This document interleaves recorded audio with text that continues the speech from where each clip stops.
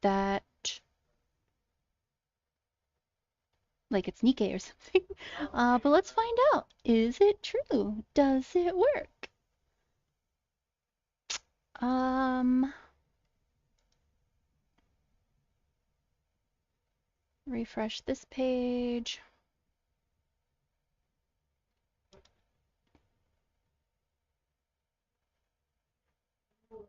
Ha ha ha! That doesn't look like that worked. Not even a little. It didn't even work a little bit. Okay. Ah. Ah. Ha. Why? That says it right, and that says it right, but that broke. What if I do this?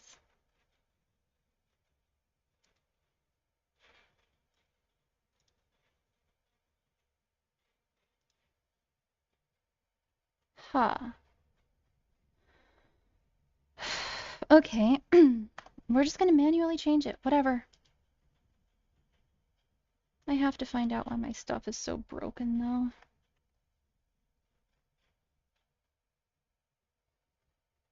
though. Um...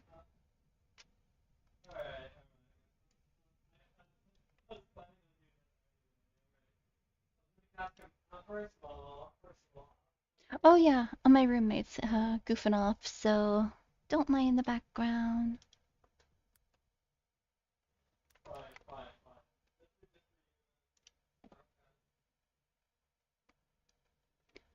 Turn off these. Now, what am I gonna put in here to replace them?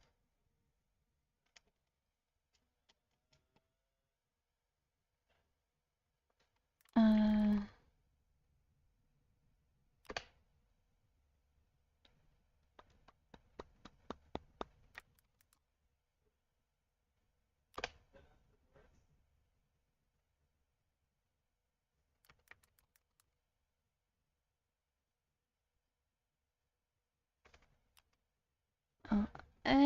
Oh, I guess this works. Um,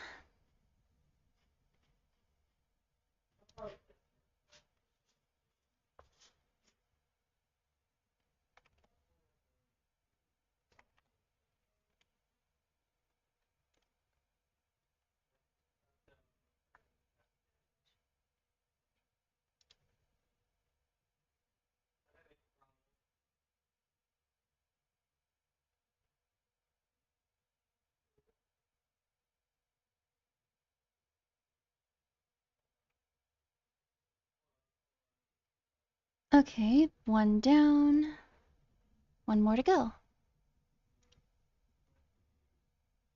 Is it this one?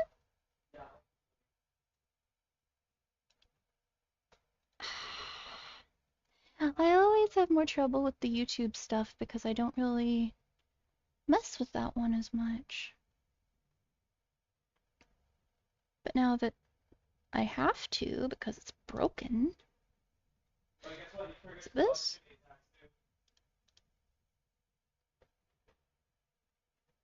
Yeah, I do it with this. And then... And here, I put this in here. Huh?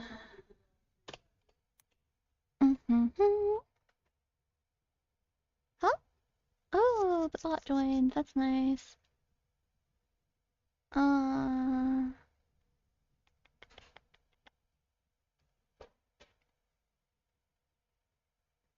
Ba, ba, ba. Probably, maybe. Oh, wait, I also need to change the...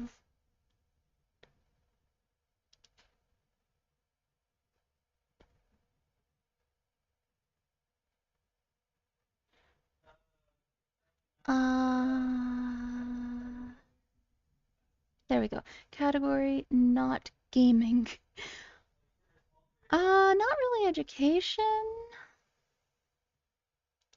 So I guess I'm gonna put it under news and politics. I don't know where this kind of thing goes, you know? Um,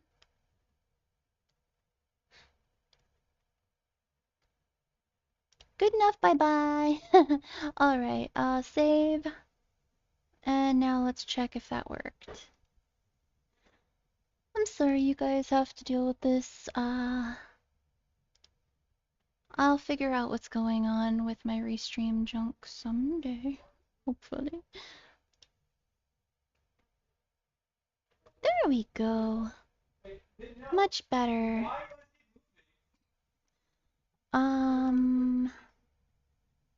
Okay. And let's go ahead and make sure people know we're on.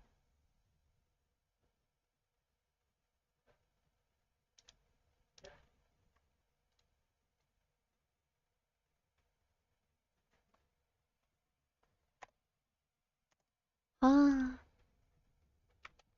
Stream at everyone. Stream is up. Well, doesn't it already at everyone for the radio? I'm double checking, hold on. Yeah, it does, so I don't need to worry about that. Ha ha ha. Oh, someone said they wanted to watch, so I'll go ahead and say it's started now if you still want to come hang out. Yeah. And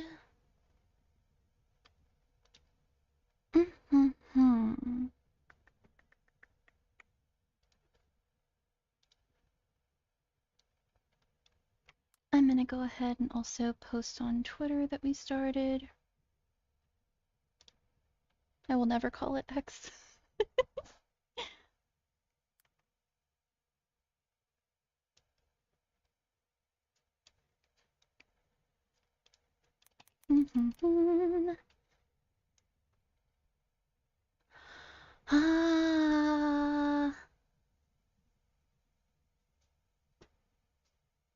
Yeah, okay, so how should I phrase this?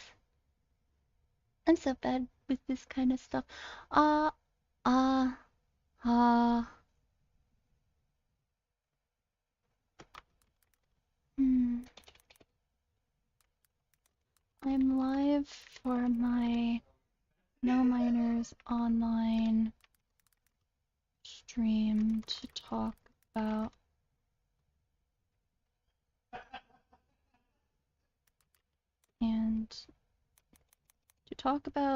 debate and answer questions.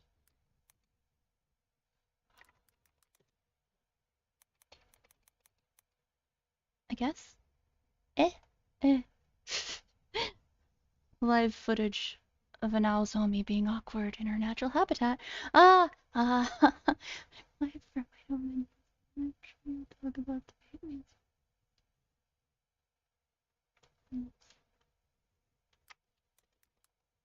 I'll also be responding to the links to the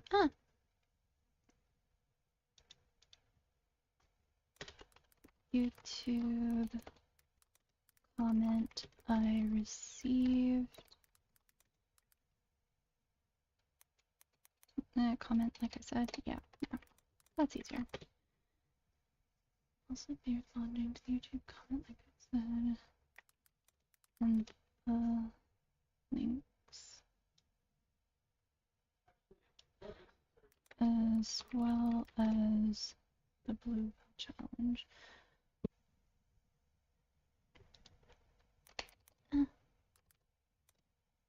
Accidentally put 2 Ks instead of 2 Ls.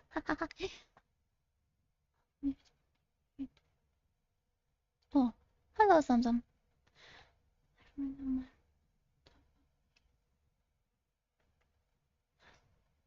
The YouTube comment, like I said, and the links as well as the Blue Whale Challenge. So let's talk about it together.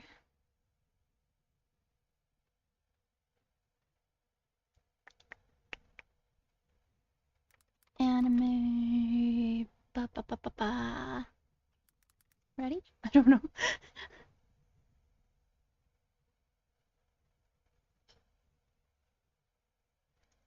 Huh. That's not a bad one. Hmm. That's cute, but doesn't fit. Oh, that's a strong maybe.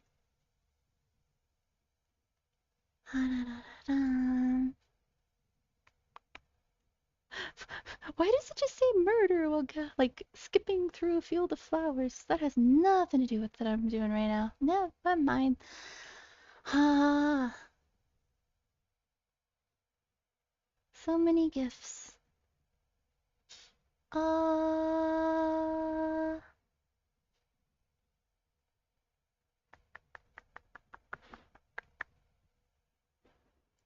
maybe I'll just use this one. Yeah, because Ruby's awesome. I need to watch more of it. I don't even remember where I left off. A long time ago, that's for sure, so I'm sure it's probably pretty early on in it. Anyway.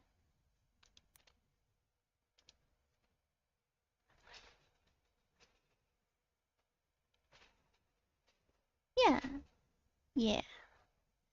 Uh, oh yeah, a link. People probably want that, don't they? Potentially, if they're gonna join. Oh, no, no, no. Can I get it from here? No. Okay. Fine. Channel. Please don't let me hear my voice. Please don't let me hear my voice. Please don't let me hear my voice. No. Ha ha ha ha ha. Perfect. And then I need to put it back over here. -3. Okay. Uh,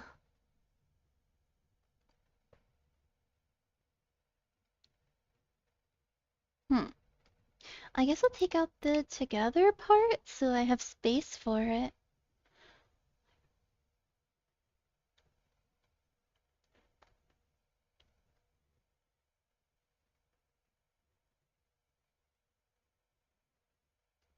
Hmm.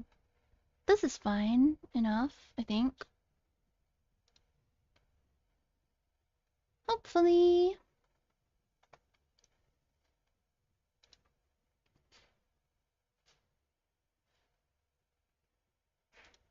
Alright, so the word's out. Let's get this started.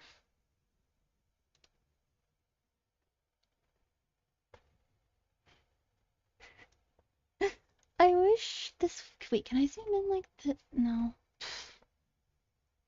Okay. Whatever. We'll figure it out as we go. It's fine.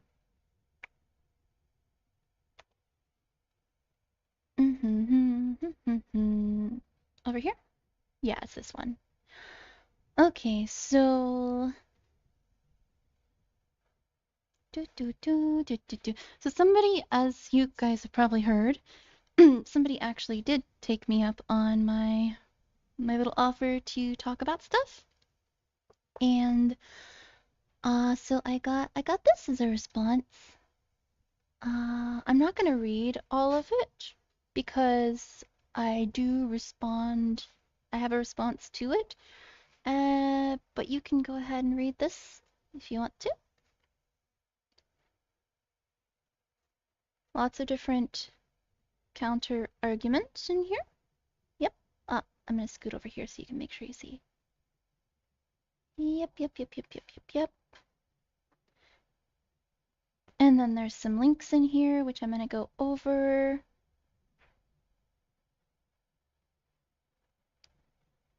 And then there's this.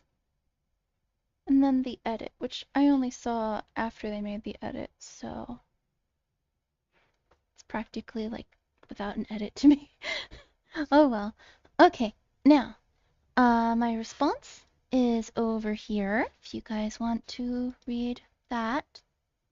I think I might have gone a little overboard. I don't know. I said what I needed to. I said what I felt I needed to respond to everything. And they took the time to respond, like, to a bunch of things, so. Hmm. Oh, cute. Mm-hmm.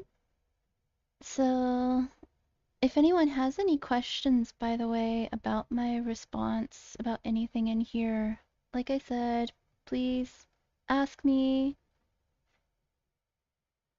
and we will talk about whatever. So, this is, like I said, my response to it. Blah, blah, blah, blah, blah, blah. All the words. I hope you can read fast or you pause.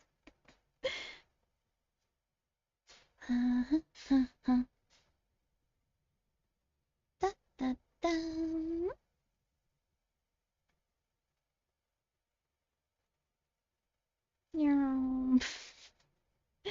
Da, da, da, da, da. Da, da, da, da. Da, da, da, da, da.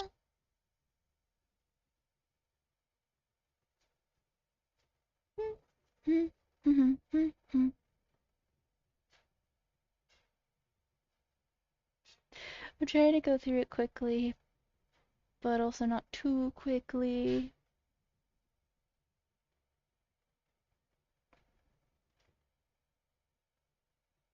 So, yeah, I think I did okay. Um,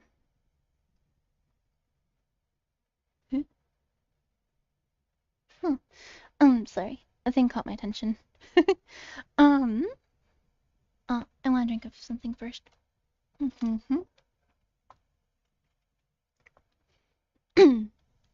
So, with that out of the way, I wanted to handle specifically where the comment says, here we are.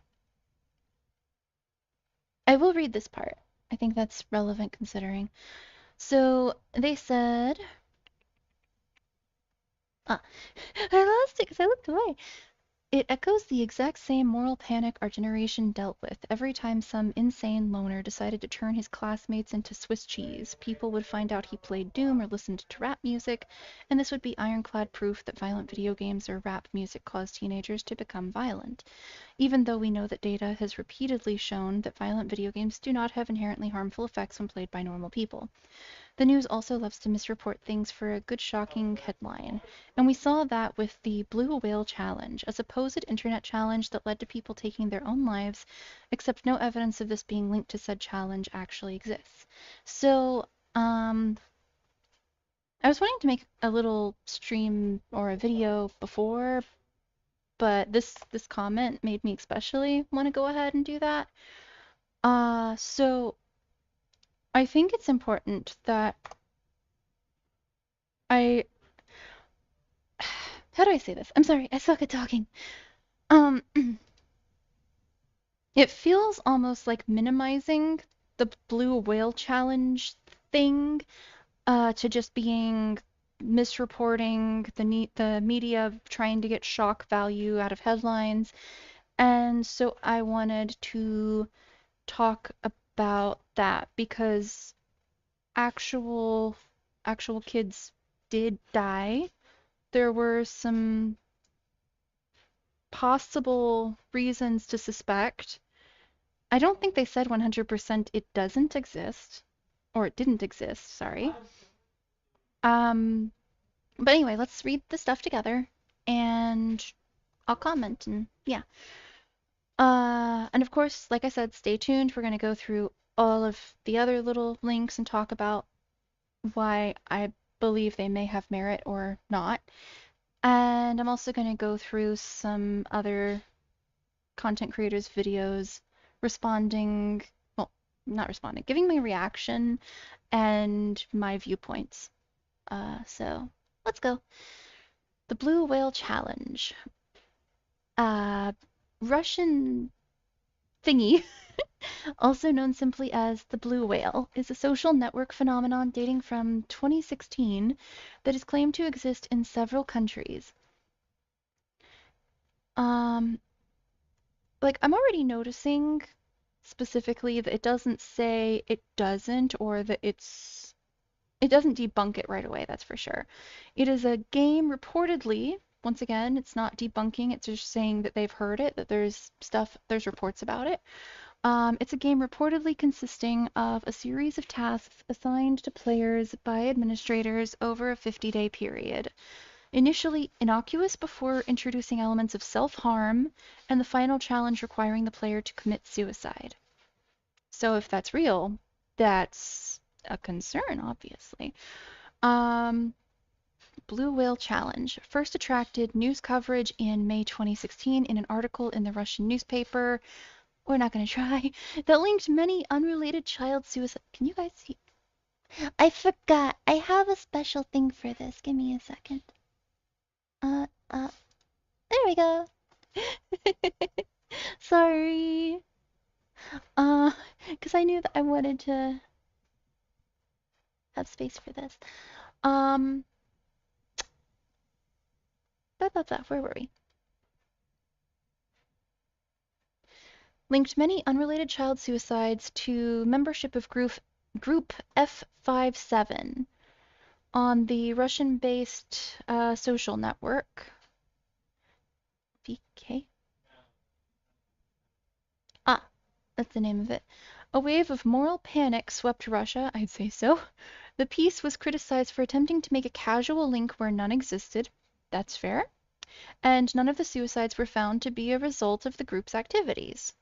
Okay. But they were real suicides, and I wonder if it's going to go into more about what the causes were. Claims of suicides connected to the game have been reported worldwide, but none have been confirmed. Okay. The game has reportedly been banned in some countries. Experts have said that it is difficult or even impossible to ban the game. I do not agree with that. I think it's maybe like it's like yes and no. Are my eyes properly open? Okay, so it's only when I look over there. um, I think you guys can kind of guess why I think that we can, for the most part, ban the game. If we get the minors off the internet, then there won't be at least minors involved in it unless it's in person. There still may be very well adults targeted, of course, but it would have less reach to the most vulnerable for certain. And so yeah, I don't think it's in. We can definitely try. We definitely should try to make everything as safe as possible. In no in November 2015, a Russian teenager posted a selfie. Shh, we're talking. A Russian teenager posted a selfie with the caption "nya.by" before committing suicide. Her death was then discussed in internet forums and groups, becoming mixed with scare stories and folklore. That kind of thing's pretty normal, makes sense. Further suicides were added to the group's stories. Soon after, Russian journalist blah blah blah first wrote about these death groups in an article published in the Russian newspaper in April 2016. The article described the F57 groups on Russian social media, which she claimed had incited 130 teenagers to kill themselves. Blah blah blah's article, I'm sorry, I'm just, was criticized at the time of its release for lacking credible data and balance, with the 130 cases of suicide cited being particularly problematic. The number was originally suggested by the father of one of the teenagers. So it's not like the media just made up a number for sensationalism or whatever, or what, like, it was reported. Who came to the figure 130 by using Russian media sources to look for child suicides he believed were linked to online groups. So he tried to do some detective work to figure out why his kid was gone. I think that's fair. I can also understand why they would take that report and try and figure out and run with it a little bit. He then produced a brochure which implied that foreign intelligence operatives were responsible for encouraging Russian children to die by suicide. That's interesting. I say never say anything is 100% impossible. Um, but that's an interesting idea there. I'm not going to say claim because it says implied. I don't know how far that implying is. Um, After investigation, uh, is this? Yeah, this is the journalist, responded by saying, in fact, there had been at least 200 suicides. The origin of the name Blue Whale is uncertain. We don't care about the origin of the name. The game is said to run different social media platforms, and is described as a relationship between an administrator and participant.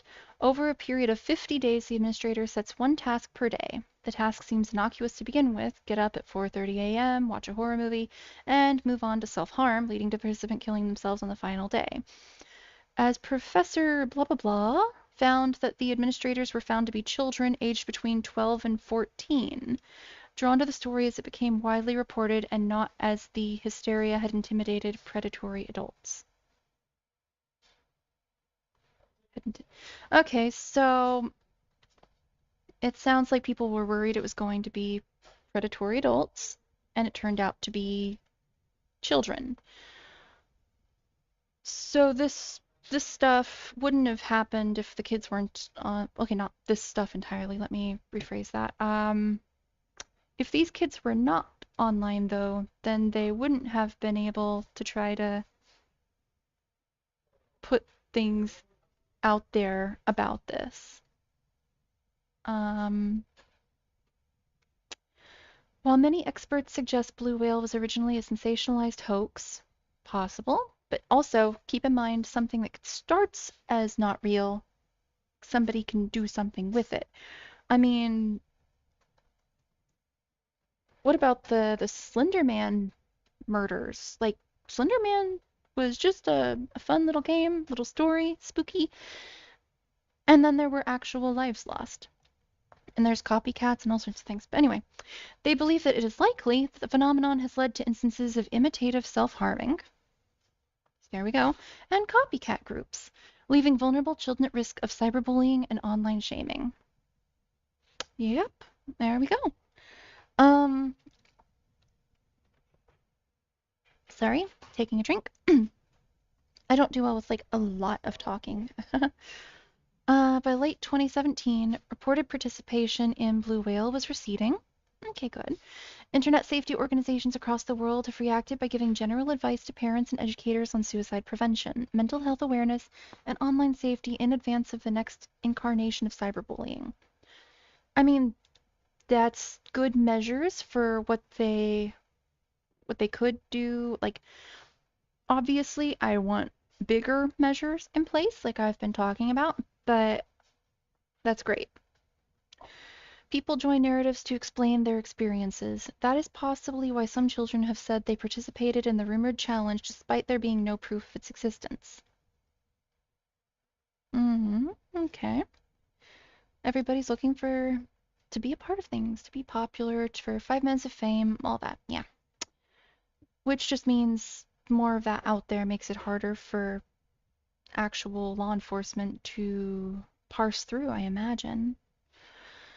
American skeptic researched the phenomenon, calling it the moral panic du jour, and equating it to the Dungeons and Dragons controversies of the 1980s. Radford also states this is only the latest in a long series of similar moral panics and outrages shared on social media. The best antidote is a healthy dose of skepticism.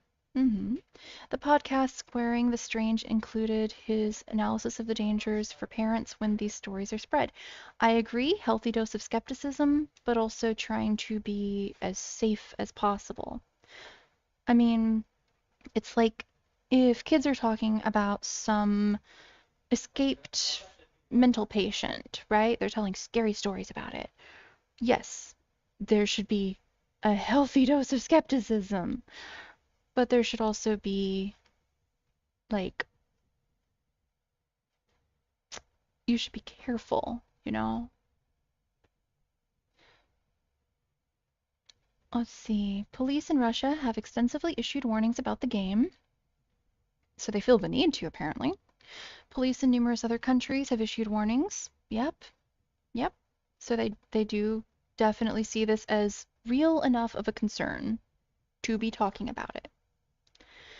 In 2016, a 21-year-old former psychology student who was expelled from his university claimed that he invented the game in 2013. According to blah blah blah, its purpose is to clean society of biological wastes. Okay. As he intended to clean society from individuals who were deemed as having no value and considered as burdens. Although originally claiming innocence and stating he was just having fun, blah blah blah was arrested and held in prison. And in May 2016 pled guilty to inciting at least 16 teenage girls to commit suicide. 16 teenage girls that, if they weren't online, if this guy wouldn't have done this, might be alive. So that's upsetting. He was later convicted on 2 counts of inciting suicide of a minor. Wait, 2? At least 16. 2. That math doesn't math. Whatever. That's messed up. Commentators have pointed out that sensationalized stories in world news regarding the involvement of blah blah, stupid face, I'm just going to call them stupid face, have all linked back to just 2 Russian sources, with tabloid news outlets replicating the same information without elaboration. In June 2017, Postman something was arrested in Moscow, also accused of setting up a blue whale group to encourage children to self-harm and ultimately die by suicide. He claimed to have persuaded 32 children to join his group and follow his commands. Okay. In June 2018, Russian financial analyst was arrested for allegedly masterminding the blue whale game. Dummy is suspected of grooming 10 underage. Why is underage in quotes here? I need clarification there. Grooming 10 underage girls in order to bring them to suicide, 2 of whom, aged 14 and 17, are known to have survived. That's good. Okay, I'm glad for that. As a financial analyst, blah blah has been described as a very smart computer expert who held a large amount of contempt for teenagers, believing that they were wicked and deserved to die. Police reports claim that blah blah blah's involvement in the blue whale game was his hobby.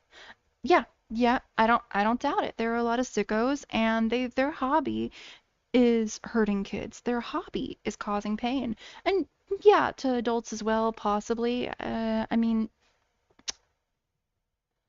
I won't say for certain, of course, but I'm pretty sure that the kind of sickos that really want to hurt people, really want to hurt innocent people, there, I dare say there's a motive there to specifically try to target children if they at all can, because children are seen, are understood to be so vulnerable and innocent inherently to, like, so yeah, targets.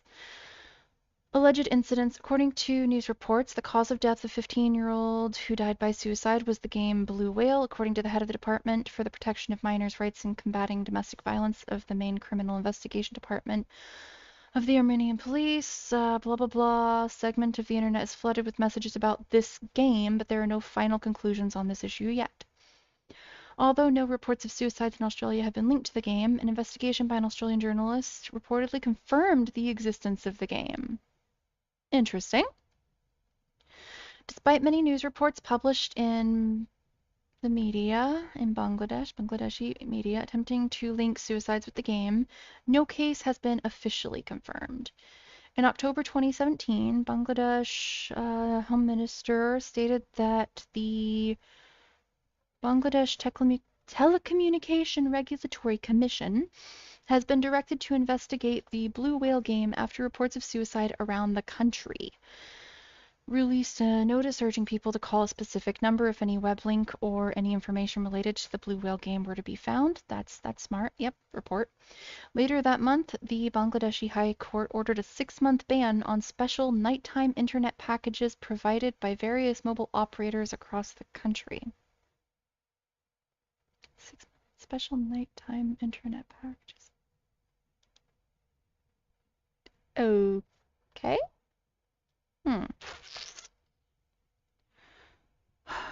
Seriously, what is going on with my tracking?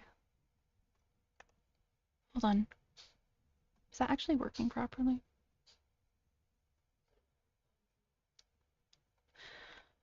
Hold on, hold on.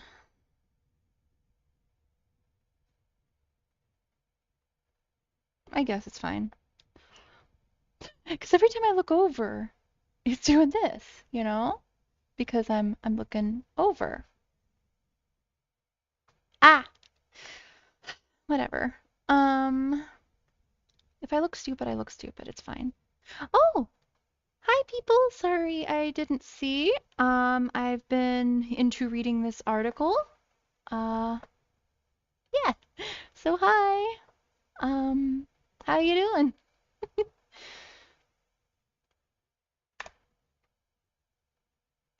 Let's put this over here again. I find that weird. Why is that mentioned even? Okay. Despite... Is my roommate role-playing as Golem or something? Okay. Brazil. Despite several news reports in Brazilian media linking cases of child self-harm and suicide with Blue Whale and several ongoing investigations, none have been officially confirmed.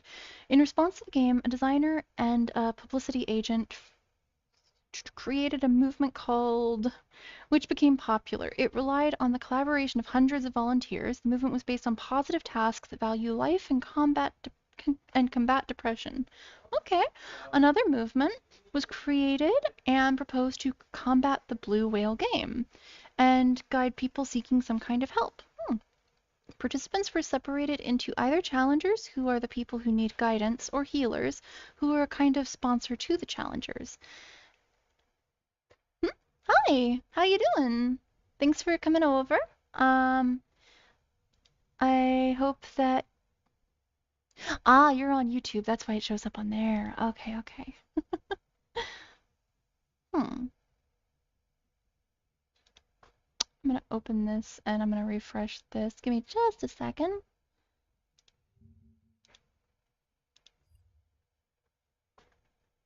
There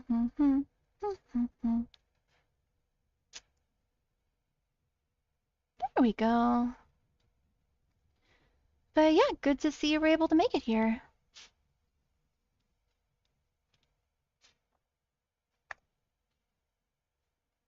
Let's get back to this. An Adventist school in... Nope. In partnership with other education networks, also sought to reverse the situation by proposing another charity game, referring to biblical... Okay. Other games created in Brazil in response. Yep. Okay. So Brazil put a bunch of stuff out there to help people, even if there was no officially confirmed, like, Blue Whale whatever going on. And I think that's very interesting that, because in order to make these organizations, in order to do all this, they were driven to do this. Maybe they were driven by fear, or maybe despite there being no official confirmation, maybe people knew people who said that they saw stuff, experienced stuff, and they got scared from that and wanted to do something.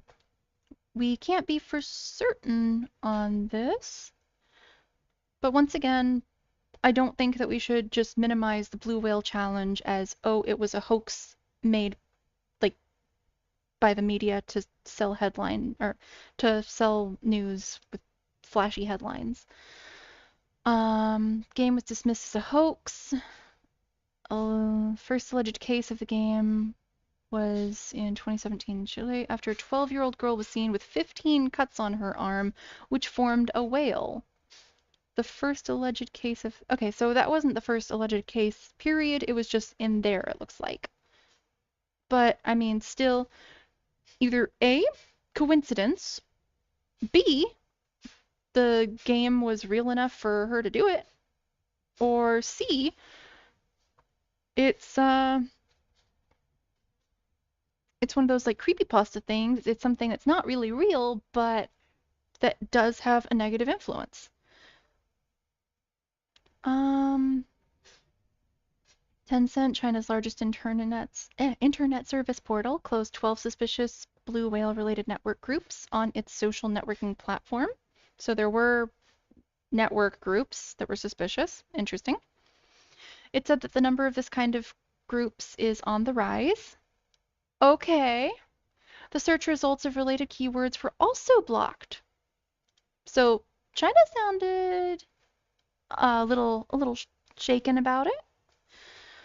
In April 2018, Egyptian news sources claimed a 12-year-old schoolboy had killed himself by taking poisonous tablets to fulfill one of the challenges of the game. According to the media, the schoolboy was found with a scar in the shape of a blue whale on... Blue whale must be like an actual specific species, not necessarily because those don't have a color. I don't know much about marine biology. I'm sorry. Or marine life? Animals. On his right arm. In reaction to the growing media awareness of the game, Egypt's blah blah blah uploaded a video of their YouTube channel claiming that the game is forbidden in Islam and warning against it. Okay. In 2017, a 13-year-old girl was reported to have scratched a blue whale on her arm as part of the game. The game was allegedly found on her phone. I would love to see what they constitute that the game was found on her phone. That's interesting. Throughout 2017, media in India reported several cases of child suicide, self-harm, and attempted suicide alleged to be a result of blue whale. And in response, the Indian government's Ministry of Electronics and Information Technology requested that several internet companies remove all links which direct users to the game. Some commentators accused the government of creating a moral panic for trying to get the stuff out of there? What? The Indian Internet Watchdog Center for Internet and Society accused the coverage of effectively spreading and advertising a game for which there is little evidence. Okay, and you don't want to be safer than sorry? The Supreme Court asked the Indian central government to ban the game, following which the government responded that since Blue Whale wasn't an application, it couldn't be banned. For a period of time, several internet providers blocked Russian social network over concerns about the game believed to originate on this Russian social network. Finally, in January 2018, after a full investigation, the government reported there was no evidence that any death was as a result of blue whale, saying the committee analyzed the internet activities, device activities, call records, and other social media activity, other forensic evidences, and also interacted with rescued victims associated with these incidents. Involvement to Blue Whale Challenge game in any of these incidents could not be established. Interacted with rescued victims. Who was doing the rescuing? What happened? I don't know. Maybe I don't know. The Iranian Minister of Information and Communications Technology posted a message in his official Instagram account to warn parents and teachers about the spread of the Blue Whale Challenge among Iranian teens.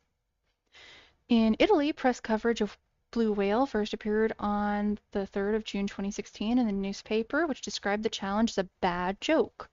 The debunking site reported the total lack of evidence to affirm the game's existence. A TV report about Blue Whale on the national channel linked the channel to an unconnected suicide. The report showed several suicide scenes, mostly from videos, depicting adults unrelated to the challenge. It incorrectly described the footage as evidence of teenagers playing the game. The report interviewed a schoolmate of the teenager, two mothers of Russian girls who supposedly took part in the game, and the founder of the Russian Center for the Safety of Children from Internet Crimes.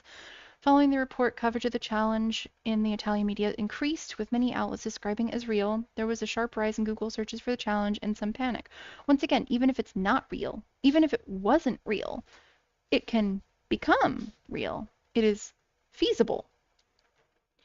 On 15 and 16 May, newspapers announced the arrest of blah blah without saying that it happened months before. His unconfirmed statements about his supposed victim being genetic. Do you mean genetic?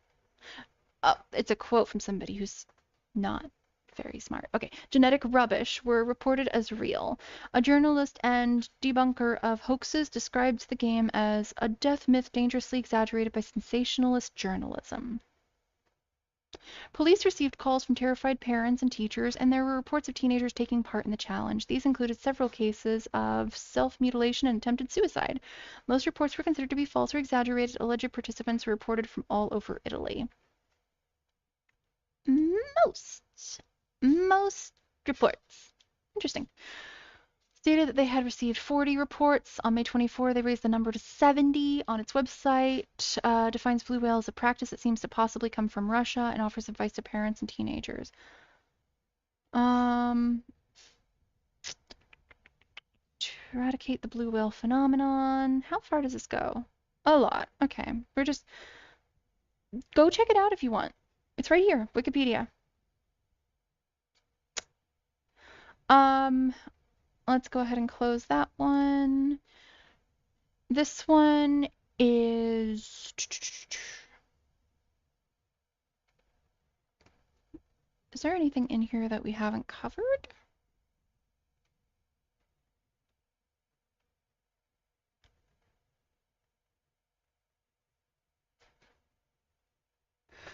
There was one thing I saw, because I briefly glimpsed over these two, and I was just like, story. We need to do story time. We need to talk. So amid the rumors, there was a problem. Nobody actually knew the true story behind her suicide. Does it go where? In some instances, they lauded her for ending her life. Somewhere down here? Where is it?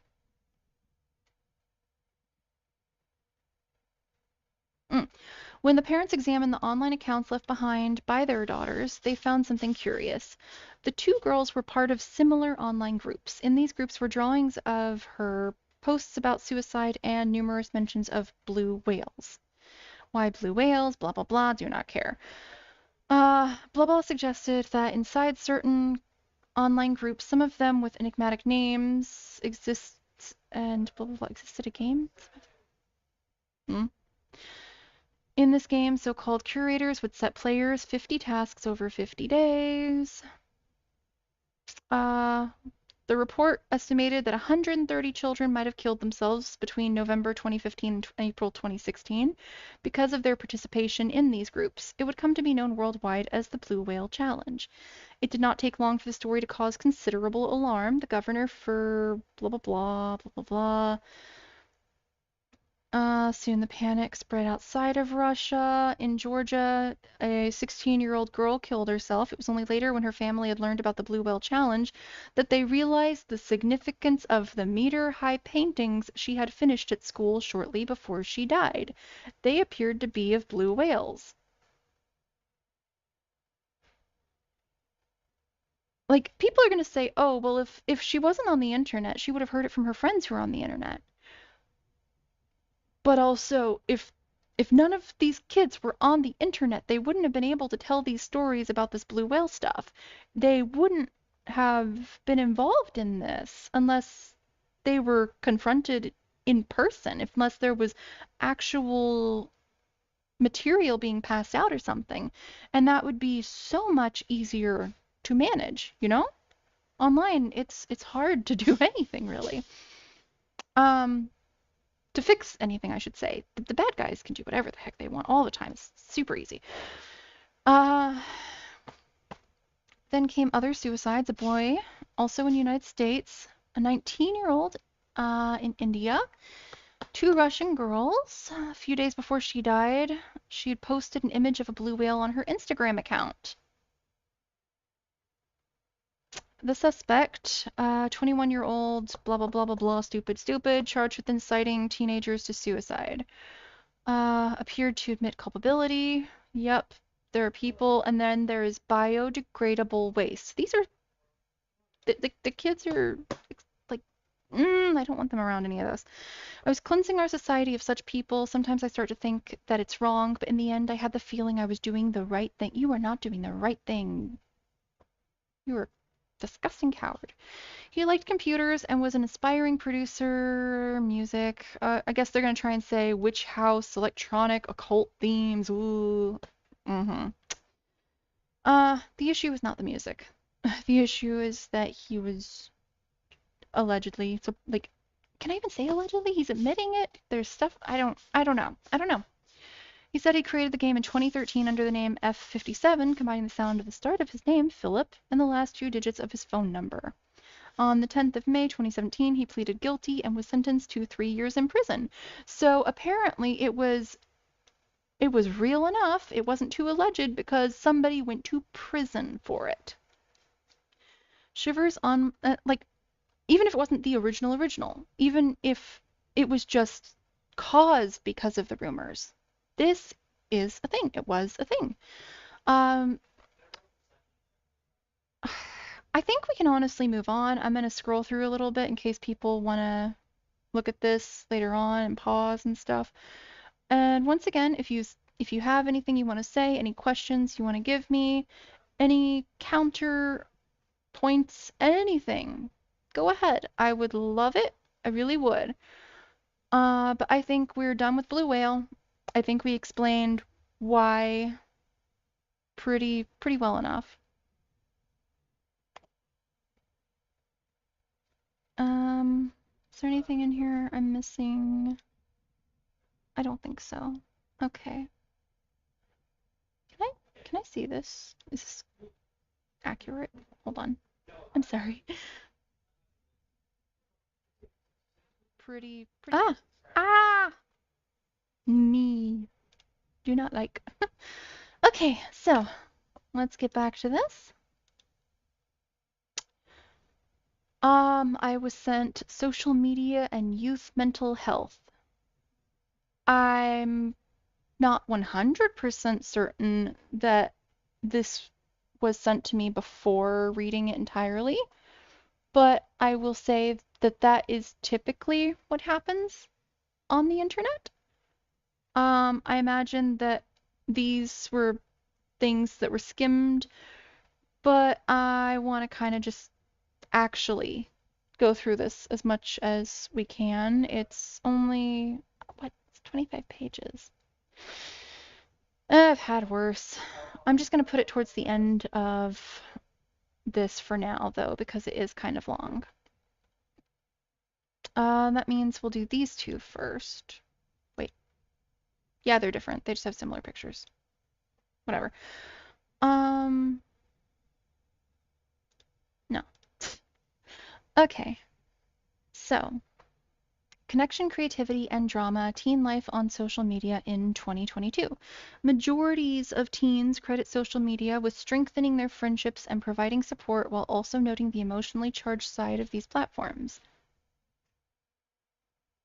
Okay, so because children get to make lots of friends, we're supposed to let them go play in the stranger's yard un unsupervised. No. Let's keep going though. Society has long fretted about technology's impact on youth. Well, yeah. But unlike radio and television, the hyperconnect Zamzam is very happy to meet you. But unlike radio and television, the hyperconnected nature of social media has led to new anxieties, including worries that these platforms may be negatively impacting teenagers' mental health. I mean, there's actual like things out there about how kids exposed to the real violence and to the real problems all over, like how it is negatively impacting their mental health. Okay, just this year, the White House announced plans to combat potential harm teens may face when using social media. Majorities of teens say social media provides them with a space for connection, creativity, and support. More connected to what's going on in their friends' lives, like they have a place where they can show their creative side, like they have people who can support them through tough times. More accepted. I mean, I'm gonna sound way too cheesy, um, but I'm just gonna say that there are like groups. Groups the right word? There are groups at schools and stuff. There's different extracurricular activities, and kids should speak more to their parents. And I don't think that this is a reason to put kids at risk. They're gonna be able to have the internet when they're adults. It's gonna be fine. Despite these concerns, teens themselves paint a more nuanced picture of adolescent life on social media. It is one in which majorities credit these platforms as deepening connections and providing a support network when they need it. Um, if they don't get found by groomers, or if they don't get found by bullies, if they don't just stumble across the many, many things. Yeah, okay. While smaller, though notable, shares acknowledge drama and pressures that can come along with using social media. Mm-hmm. Yep, there's a bunch of them, including like pressure about unrealistic beauty expectations. How many times have we said that that's a concern to point towards children, that there's Instagram filters left and right, that there's plastic surgery and all this? Mm. 8 in 10 teens say that what they see on social media makes them feel more connected to what's going on in their friends' lives. Talk to your friends. Just talk to your friends. While 71% say it makes them feel like they have a place where they can show their creative side, and 67% say these platforms make them feel as if they have people who can support them through rough times.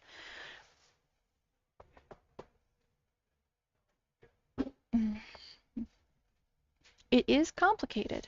It really is. But it's not worth the risk. It's just not. There are outlets for all of these things that are not going to be as dangerous, that are going to have trails, like paper trails and stuff like that, if people are actually trying to harm them, that we can use to quickly take legal action. Those things don't exist the same way online. When asked about the overall impact of social media on them personally, more teens say its effect has been mostly positive than say it has been mostly negative.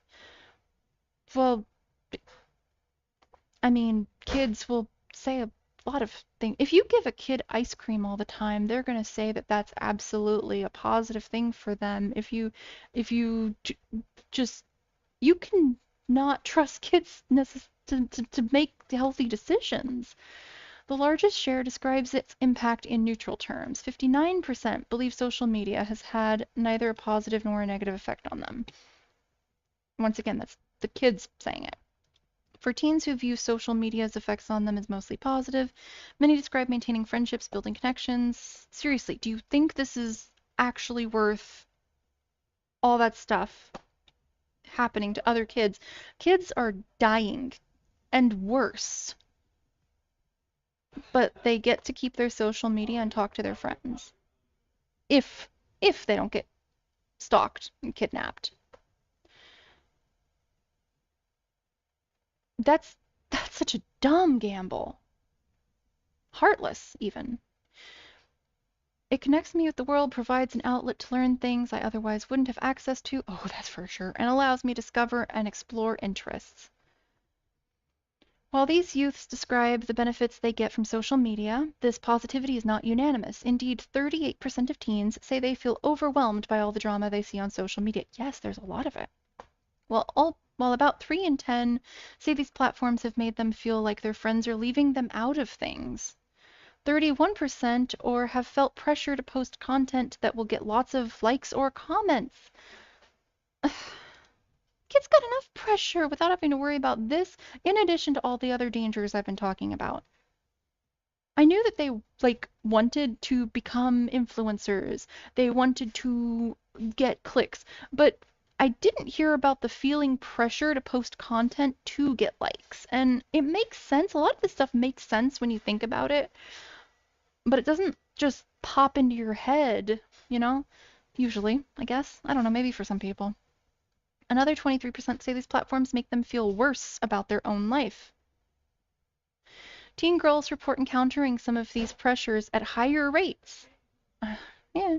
Some 45% of girls say they feel overwhelmed because of all the drama on social media, compared with 32% of boys.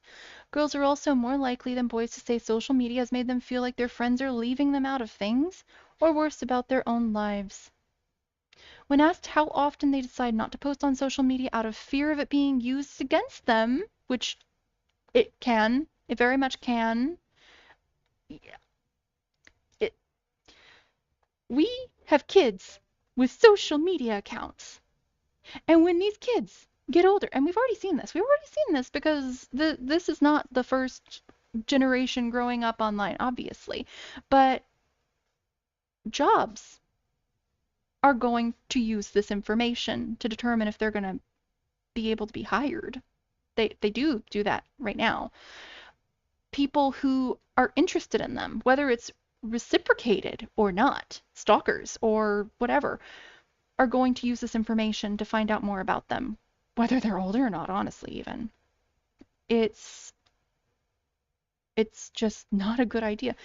Kids should be free to make stupid decisions, to have stupid ideas, and for that not to haunt them for the rest of their life, for that not to get them denied for a job. You know? And like I've said, that complaint right there is such a small fraction, a tiny fraction of all the other things that I'm saying are so much worse and that we need to be protecting against. But that sucks. But then there's all this other stuff too. Let's see. Older teen girls stand out. For example, half of 15 to 17-year-old girls say they often or sometimes decide not to post something on social media because they worry others might use it to embarrass them, compared with smaller shares of younger girls or boys. You know why? You know why it's younger girls or boys that are more likely to post without fear of it used against them? Because one, they're younger, they're not thinking things through as clearly, they're making more mistakes. They're even younger. And two, I don't even have my hands working. And two, that this is normalized. They're normalizing that they should just post everything, and so the younger generation, the younger kids are just worse off. Let's see. Teens are more likely to view social media as having a negative effect on others than themselves, because they don't want to lose it? Is that it? The strong presence of social media in many teenagers' lives begs the question, what impact, if any, are these sites having on today's youth? Even as teens tend to view the impact of social media on their own lives in more positive than negative terms, they are more critical of its influence on their peers. That's interesting, isn't it? While 9% of teens think social media has had a mostly negative effect on them personally, that share rises to 32% when the same question is framed about people their age. There are also gaps when looking at the positive side of these platforms. Some 32% of teens say social media has had a positive effect on them personally, compared with a smaller share, 24%, who say the same about these platforms' impact on teens more broadly. Still, regardless of whether teens are assessing social media's impact on themselves or others, the most common way they describe its effect is as neither positive nor negative. I've addressed that one, I think, already, so. Teens reflect on parents' concerns and assessments of teen life on social media. Okay, let's see this. Parents are often on... Oh, I want to check my comments, make sure I'm not overlooking anything. Blah blah blah. Nothing new there. Nothing new there. I think we're good to keep going. Yep. Mm.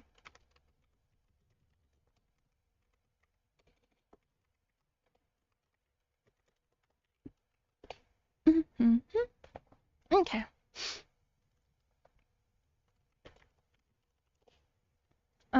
Let me just put a thing in here. Uh,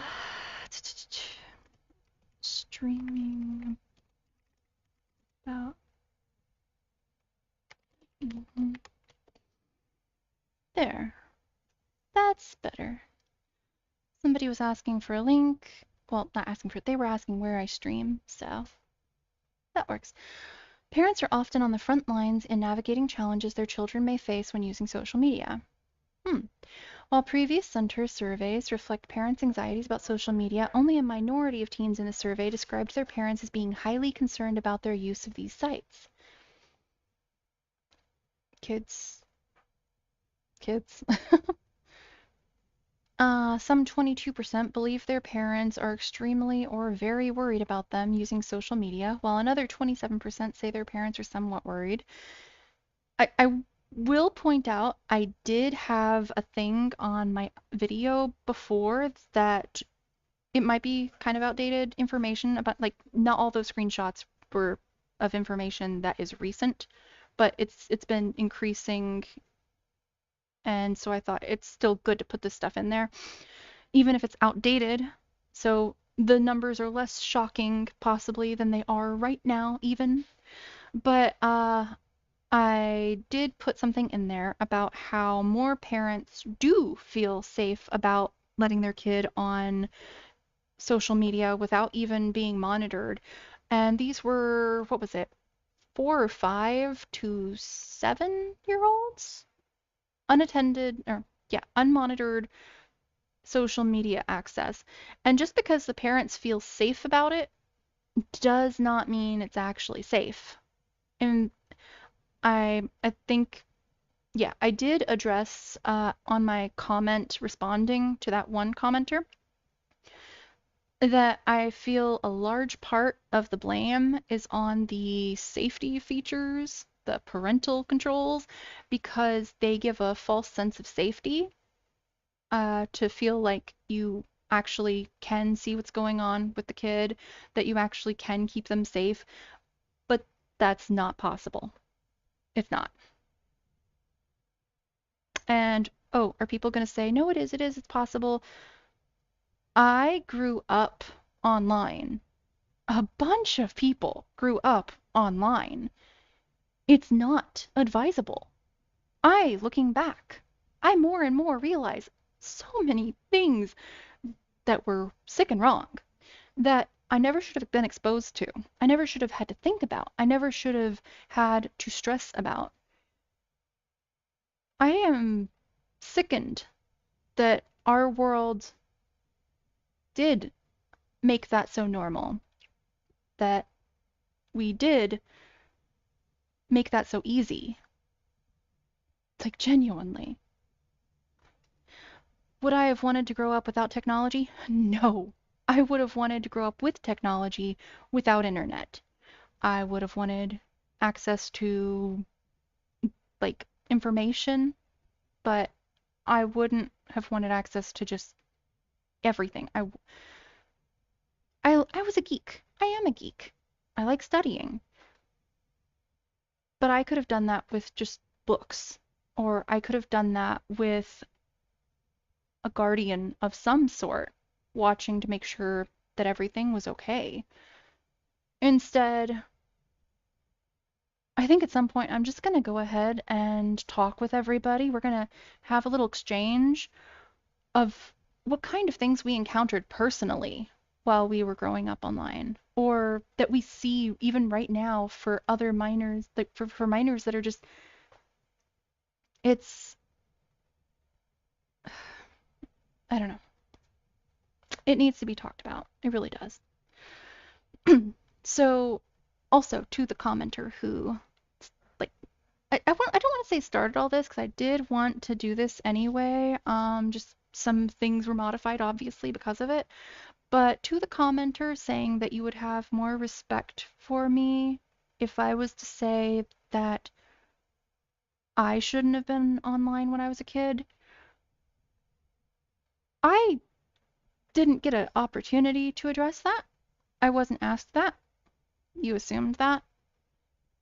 But I 100% believe that things would have been safer, that I would have had a lot less baggage than I do right now, and I think a lot of us can agree,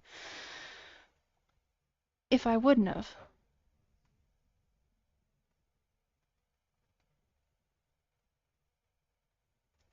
It's just, yeah. Anyway, we're going to get into that another time. Right now, this is what's going on. Some 22% believe their parents are extremely, or we already got that. Yeah. Mm, Many teens, 41%, say their parents are worried only a little or not at all. 9% say they aren't sure about the level of concern their parents have over their social media use. These youths also weighed in on whether parents overall, not just their own, have an accurate picture of what it's like to be a teenager on social media. Some 39% say teens' experiences are better than parents think, while 27% say things on social media are worse for teens than parents think. Still, one-third believe parents' assessments are about right. Teens who have a more positive outlook about social media are more likely to say these platforms benefit them. Teens who see social media as having a mostly positive effect on people their age are more likely than teens who see mostly negative effects to say teens' experiences on social media are better than parents think.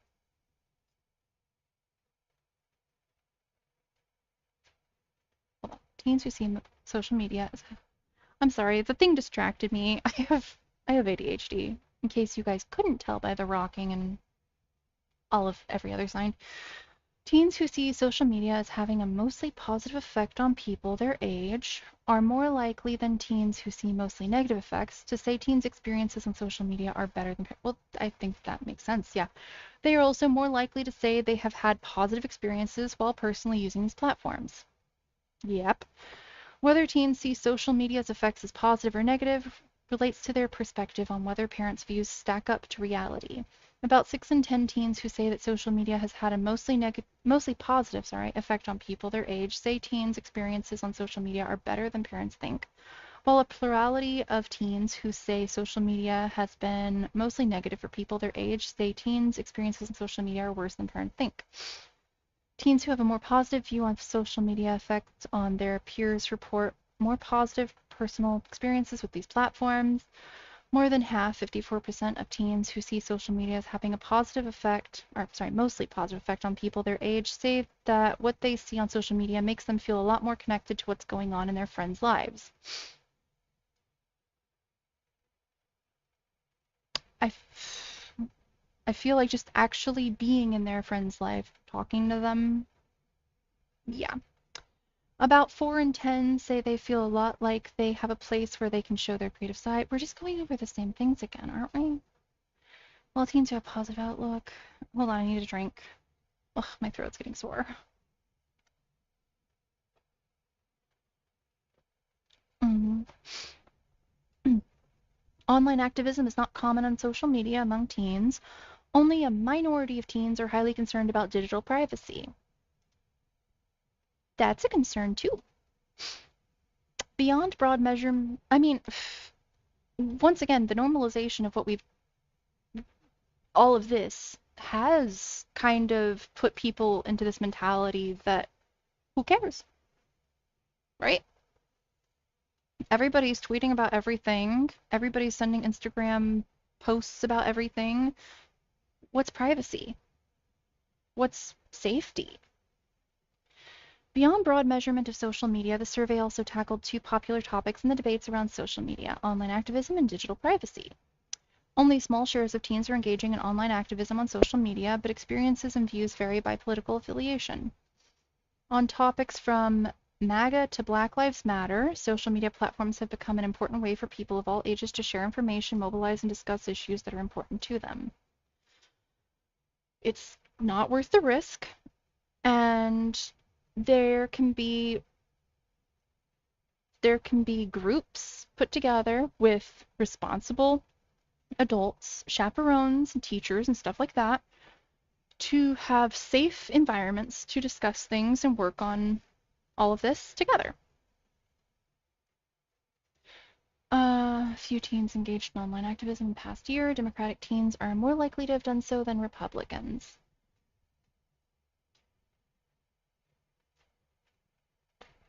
I feel like our culture in general tries to push people to be more active on things. I'm kind of wondering, does the Democratic culture push it more, less, or equal, though? I'm not sure.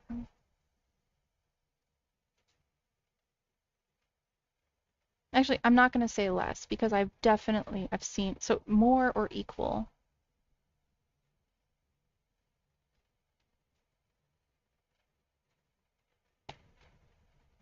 I don't know. The survey reveals that only a minority of teens say they have been critically active, specifically, not critically, on social media in the past year. Okay, so we've got the stats here. This is just telling us what the stats say. In fact, I'm just not going to read all this. I'm just going to look at this. This is much cleaner. Among teens, Democrats more likely than Republicans to see social media as extremely or very important for finding new viewpoints. Okay.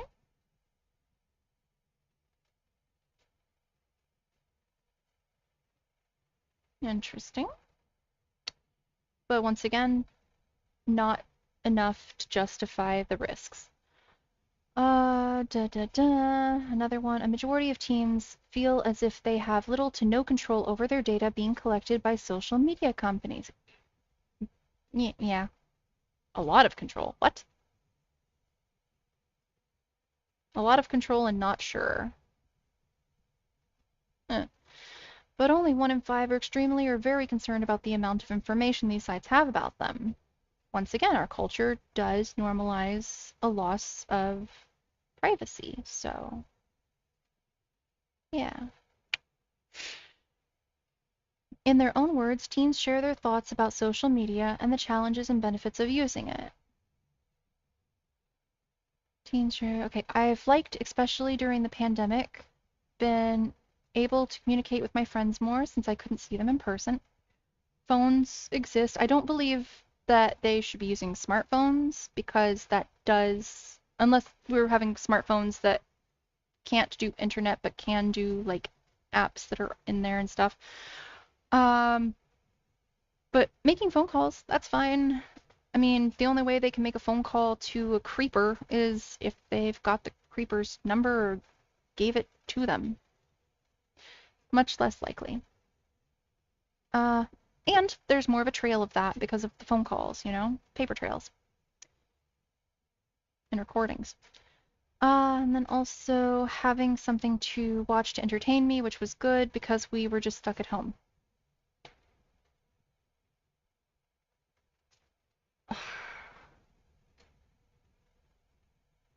I mean, I'm trying to think if things like Roku and stuff, if you can just go on the internet, it's just watching TV and things, right? So it's on the internet, but it's not really connected to everything. It's just TV. So that's fine. Okay, for me, it is like bullies or like negative comments or stuff like that. You just see a lot of people hating under the comments, under your posts and stuff like that. Yep. Yeah. I think it would be a little bit, okay, night. I think it would be a little bit messed up if social media disappeared. I spend 99% of my time indoors in front of my computer. If I'm not playing games, I'm watching pirated videos. If I'm not watching videos, maybe I'm reading an article. I'm always online and I hardly step out of my room. I have had issues with my dad. He said my room is too creepy. I should come outside and play with people, but I'm not really good at making friends, so it's a bit hard on me. I mean, I think that this whole thing right here is a concern, that this kid would benefit from being able to do some more hobbies, from being able to just learn how to exist more without needing the internet. I mean, I love technology. I love the internet, honestly. But if the internet's down, I'll pout for a bit and do something else. We we need to be able to, especially the younger kids. Kids need to be able to survive okay enough without it, or they're gonna not be very healthy. When we were younger, social media didn't have an effect on us, and social media wasn't as big as it is now. Didn't have an effect on us is not true. Social media has had an effect on people for, I think, ever since it started. There's been people talking about it left and right. Wasn't as big as it is now. That is true. I feel like we were more free and more happy and no stress or overthinking or insecure. Hmm. So, okay, what she meant was it didn't have any pull in our lives, that it was this little thing that nobody really knew about and interacted with very much. It sounds like she's talking about just times before it and how it was safer and happier. Interesting. Okay, okay.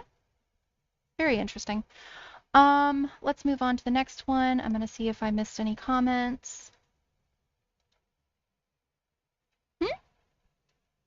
Smart TVs has internet browser. Oh, huh.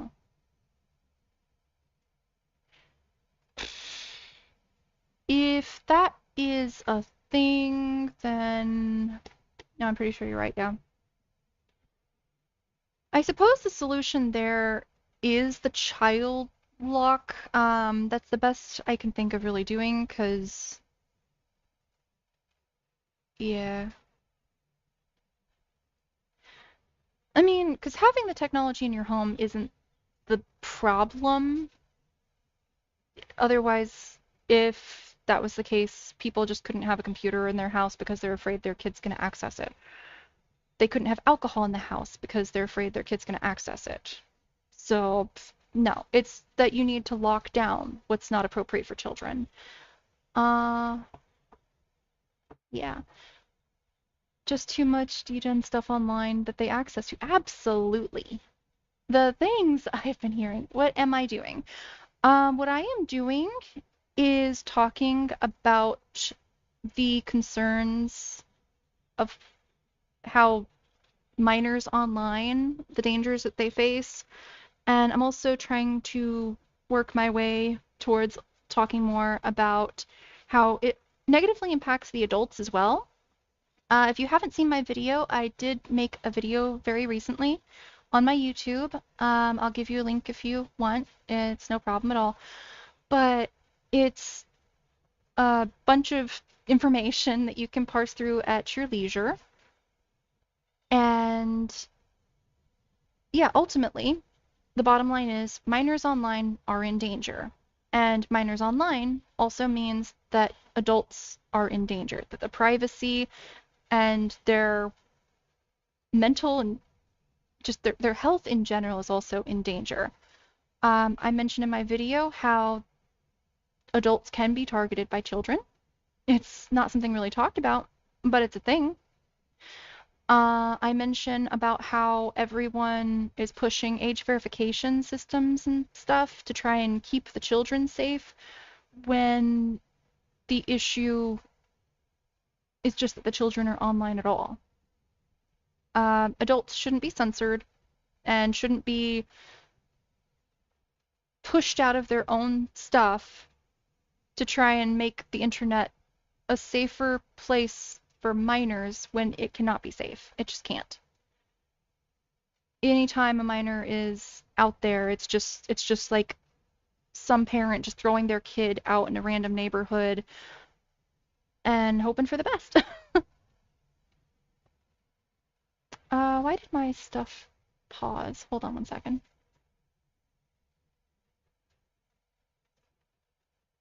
Is it still working?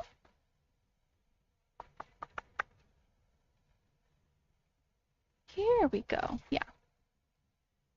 Oh, there's more things in here. I'm sorry, I didn't notice. My thing broke. Hey, mate, really love your stream. Enjoy being part of your fan community. Would you mind adding me on Discord? I'm sorry, I don't really add people unless they're my friends. I am, as you can tell, probably pretty concerned about safety.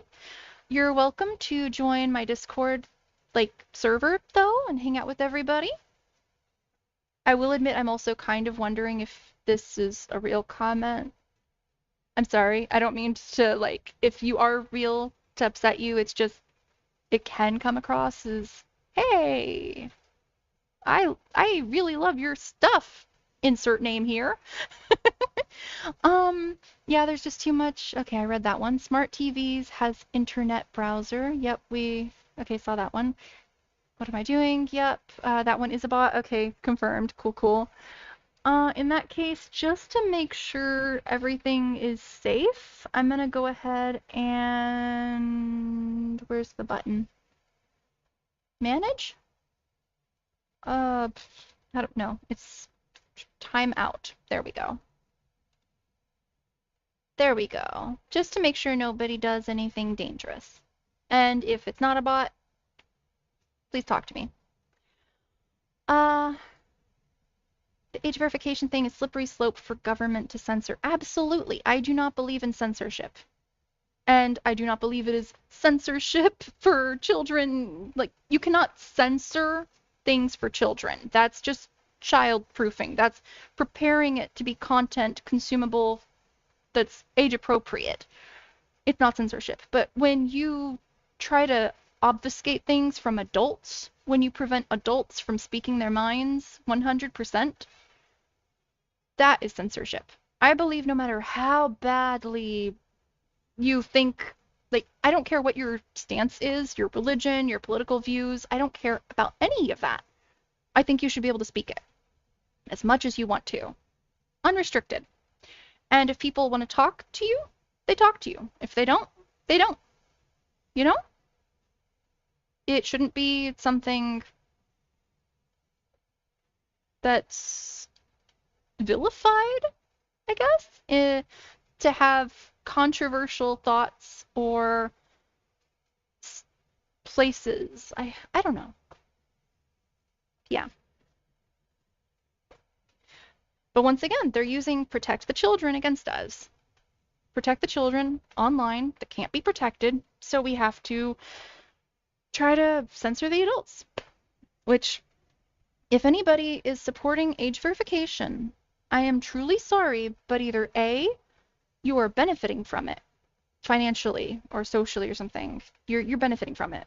B, you're not understanding it. You need to research.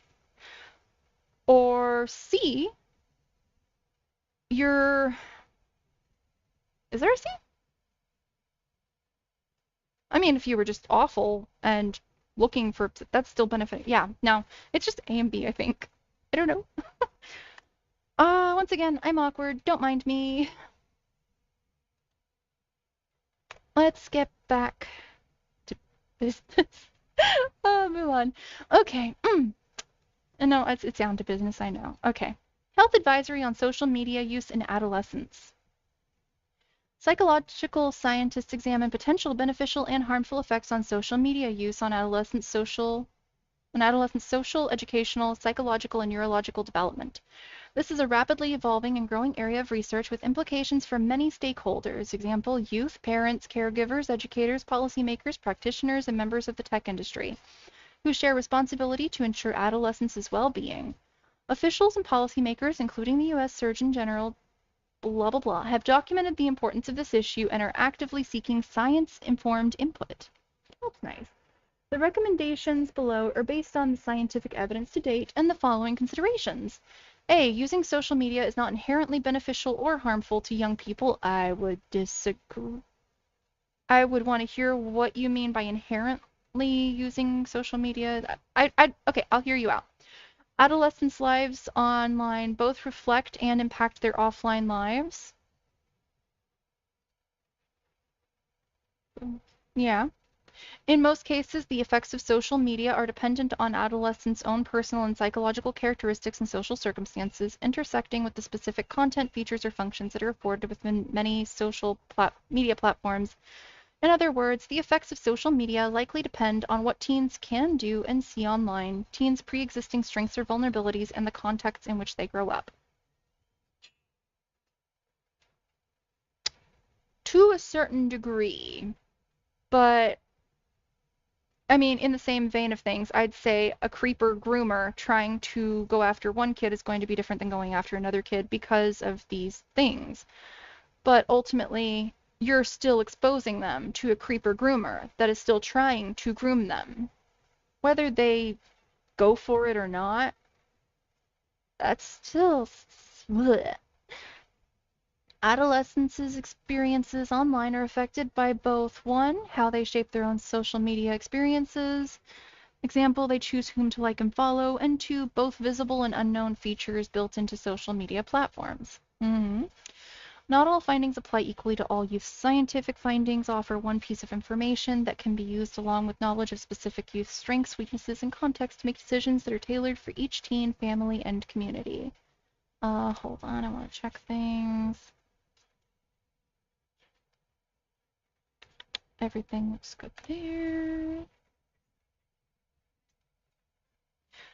Oh, like in Europe, they use to protect the kids to stop people from talking about the issues that certain groups there do to children. Ah, interesting. Yeah, yeah, this protect the kids, if you really want to protect the kids, if any organization or person is saying protect the kids, then I'm sorry, but I dare you to actually have the nerve to support getting minors offline. Promote that. That'll show me that you're serious about it, because that will show me that you're not worried about making profit off of minors. That will show me that you're putting their safety above all of it. In fact, maybe it's just the intrusive voices in my head, but I'm maybe thinking of Collective Shout. Yeah, we know them. We know them, right? I'm kind of thinking, what if I added them on Twitter, if I can find them, and I dared them to actually start talking about getting minors offline. What kind of, do you think I'd get a response, or what kind of response do you think I'd get? I mean, on the one hand, having them associated with anything with me is kind of gag, but at the same time, I don't believe that a person that I don't agree with having the same stance of something being something that's polluting it, I guess.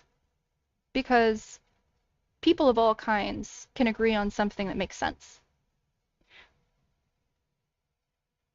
Huh? Uh, uh,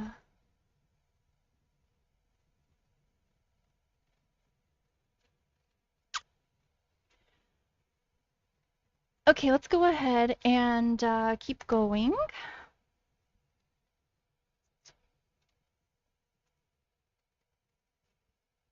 Where was I?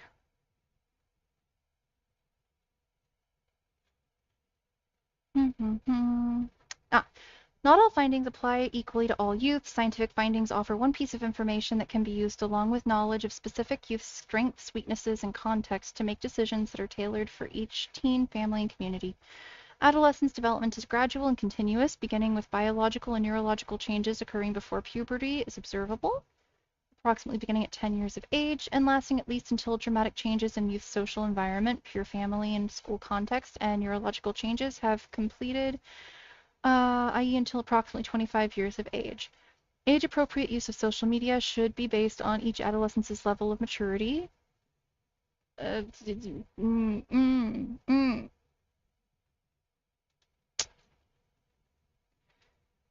I mean, this isn't watching a horror movie. Okay. And home environment. Because adolescents mature at different rates and because there are no data available to indicate that children become unaffected by the potential risks and opportunities posed by social media use, which is addictive age. Research is in development to specify a single time or age point for many of these recommendations. In general, potential risks are likely to be greater in earlier adolescence. Yep. A period of greater biological, social, and psychological transitions than in late adolescence and early adulthood. I mean, that's why we let, well, not we let, that's why adults are supposed to be responsible for their own stuff. They're supposed to be prepared and understand. There are changes in the brain that occur. We know that. As researchers have found with the internet more broadly, racism, often reflecting perspectives of those building technology, is built into social media platforms. For example, algorithms, i.e. a set of mathematical instructions to direct users' everyday experience down to the post that they see, can often have centuries of racist policy and discrimination encoded. Social media can become an incubator, providing community and training that fuel racist hate. The resulting potential impact is far-reaching, including physical violence offline, as well as threats of well-being. Encoded? What? Is it just saying that there's a lot of racism online? I know that especially like in shooters that there's racial slurs, that all sorts of things, but that's just, the shooter gamer talk that happens a lot. Yeah. Um, oh, thank you. I'm glad. What? Oh, no. No, you are not gonna try and sell viewers. That's anyone new to here. I genuinely look down on that stuff. I feel like if you're gonna play the game, play the game. Don't use cheat codes, or else you didn't earn anything. Get viewers based on what you say. Get subscribers, all that. Like, make stuff. Or else you're just paying for somebody to tell you you're pretty. And that's just sad and useless. Anyway, as researchers found,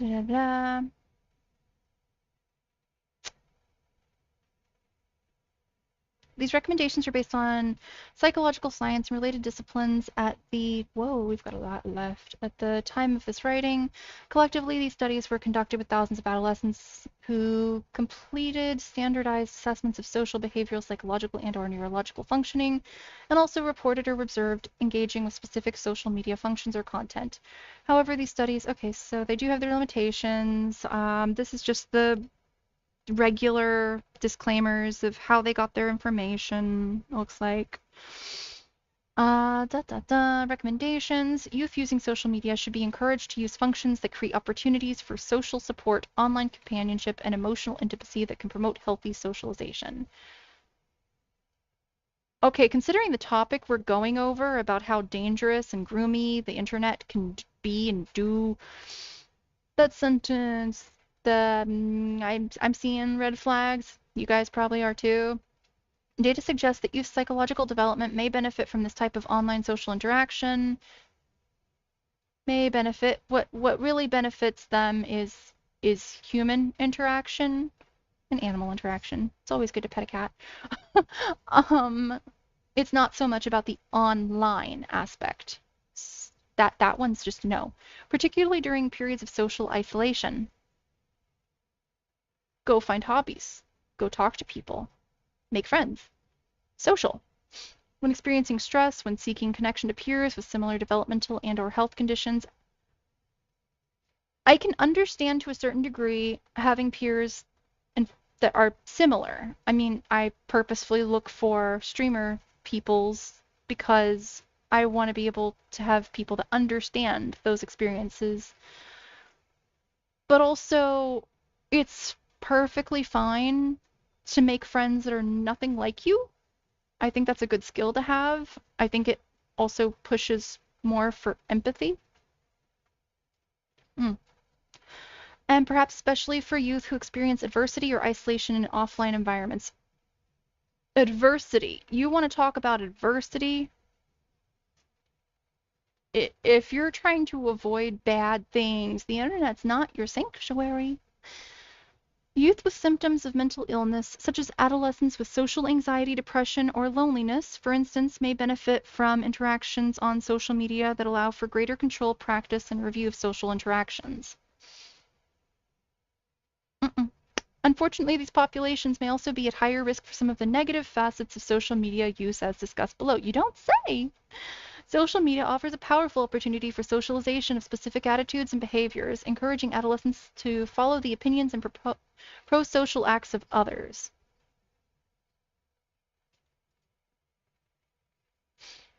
I know you're trying to say people setting good examples, they follow that. That's not all, though. They also will follow the bad stuff. They will have, like, what's what's it when you look up to people? I'm thinking.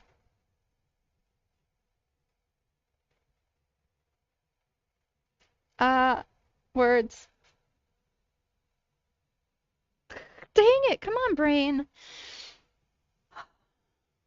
It's not mentor. I cannot think of it. It's not heroes. When you look up to people, I don't know.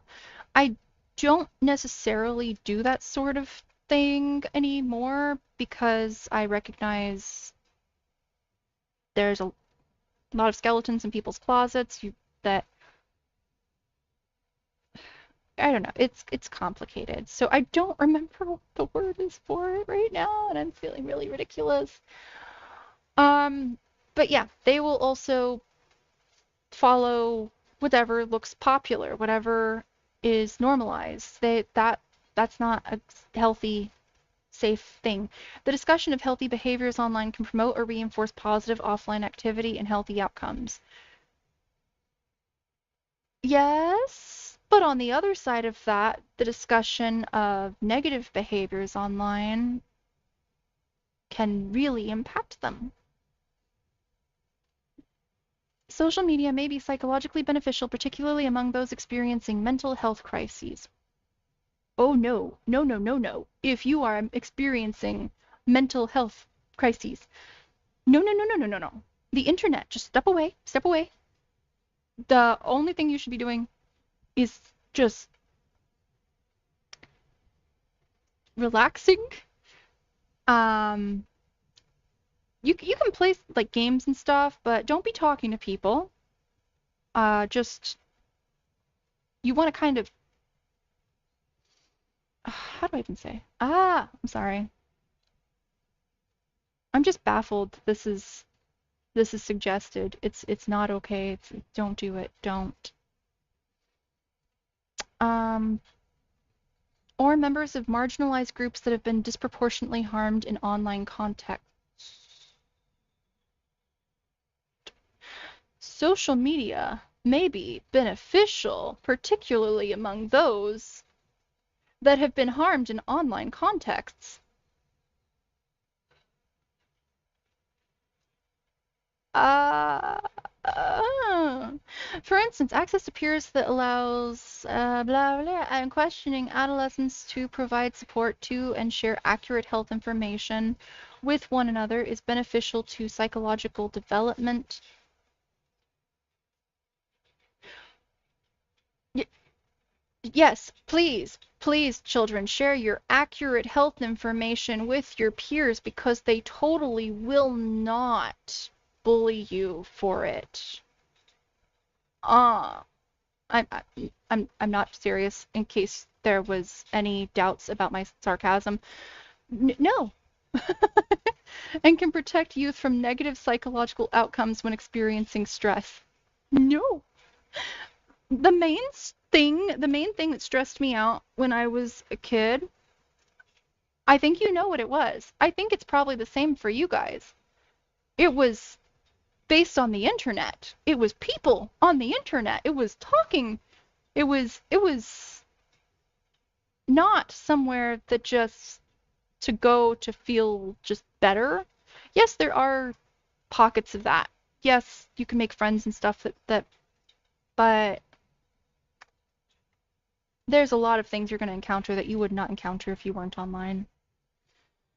Uh, this may be especially important for topics that adolescents feel reluctant to or are unable to discuss with a parent or caregiver.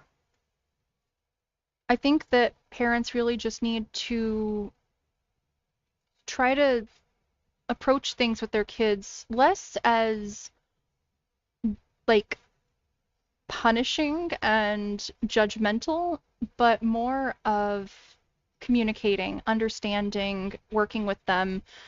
You know, I think that would be much healthier. I think kids do need to be able to talk to their parents or caregivers. The internet is not a replacement for communication with that. Social media use, functionality, and permissions/consenting should be tailored to youth's developmental capabilities. Designs created for adults may not be appropriate for children. Okay, and how are you going to keep people out that are adults that pretend to be children that want to go after children? You can't. Specific features, example, the like button, recommended content, unrestricted time limits, endless scrolling, and notices/alerts regarding changes to privacy policies should be tailored to the social and cognitive abilities and comprehension of adolescents user. I will agree that putting up a terms of service notification for children is just hilarious to think of. As one example, adolescents should be informed explicitly and repeatedly in age-appropriate ways about the manner in which their behavior on social media may yield data that can be used, stored, or shared with others, for instance, for commercial and/or other purposes. Because the Surgeon General's warning on packs of cigarettes keep people from smoking, keep people from getting lung cancer from it. Oh no, children, don't do these things, or the boogeyman will get, because that's what the kids are thinking. The boogeyman will get you, the creepers that are online that your dumb parents say exist. Yeah, you don't do this. They're gonna do it. The and maybe not even, they're just like, oh, the parents are stupid. It can also just be la la la la la. I don't know what I'm doing. I mean, how many times have you given away information as an adult even and just been like, wait, wait, wait, should I actually do that? Should I actually have said that? Did they need to know that? Is that going to come back to bite me? Mm. Okay. In early adolescence, i.e. typically 10 to 14 years, adult monitoring, i.e. ongoing review, discussion, and coaching around social media content, that is, if you're trying to prepare them to be by themselves on it, like at this, is advised for most youth's social media use. Autonomy may increase gradually as kids age and if they gain yes, as kids age to become adults, which yeah, just like with drinking, they have to wait to do that. And if they gain digital literacy skills, however, monitoring should be balanced with youth's appropriate needs for privacy. Brain regions associated with the desire for attention, feedback, and reinforcement from peers become increasingly sensitive beginning in early adolescence, and regions associated with mature self-control are not fully developed until adulthood. Parental monitoring, blah, blah, blah, blah, blah, blah, and developmentally appropriate limit setting thus is critical, especially in early adolescence. Yes, but also you're not seeing the rest of it, I think. You still think, oh, yep, let's go ahead and send them to the sharks.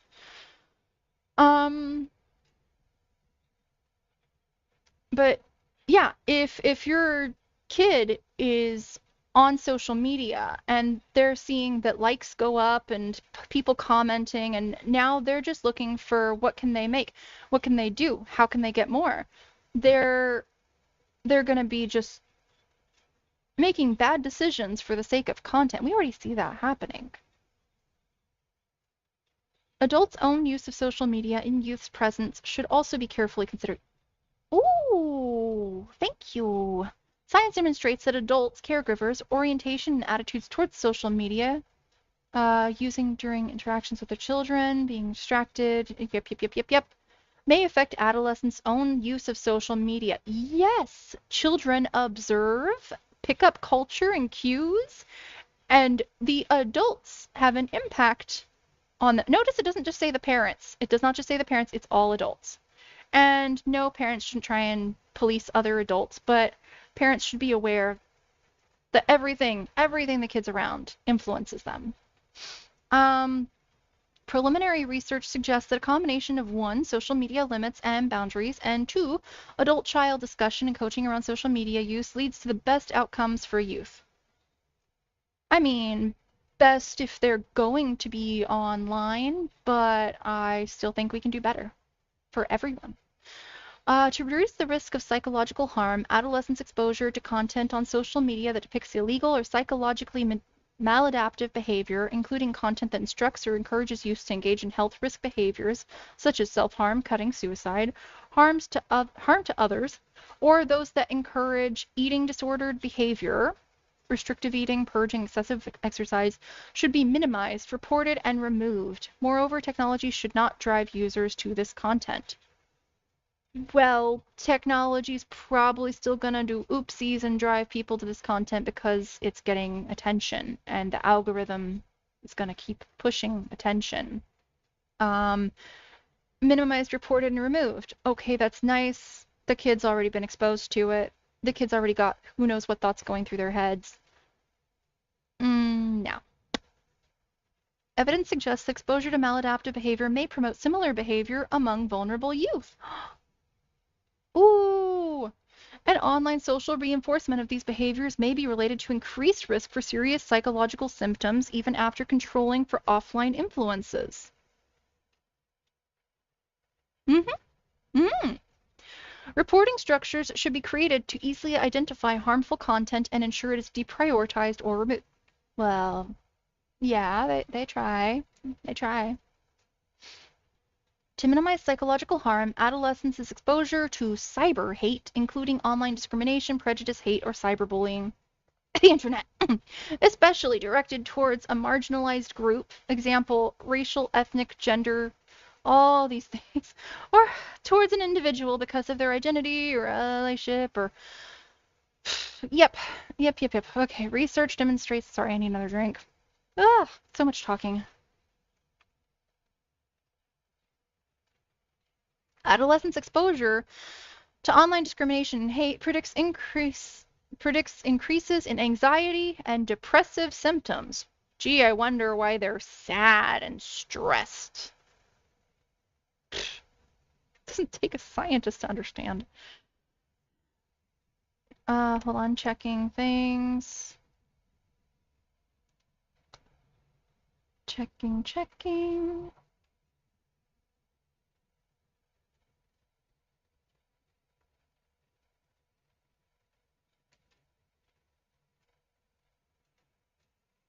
All right, it looks like everything's okay still. Let me do this. Please don't talk, please don't talk. Okay.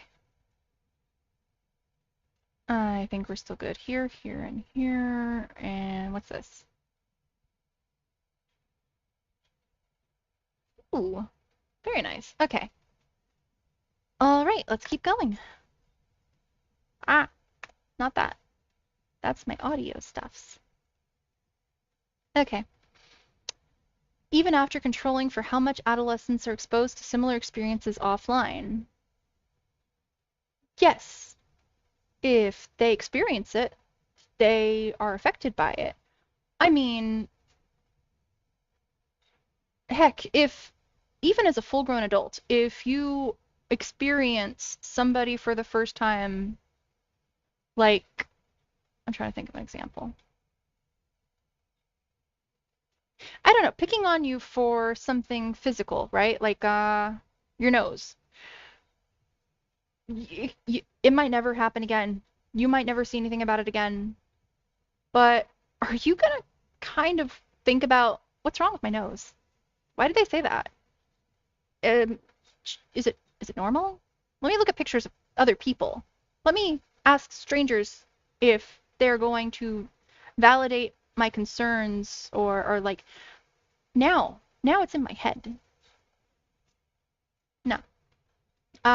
Similarly, research indicates that as compared to offline bullying, online bullying and harassment can be more severe.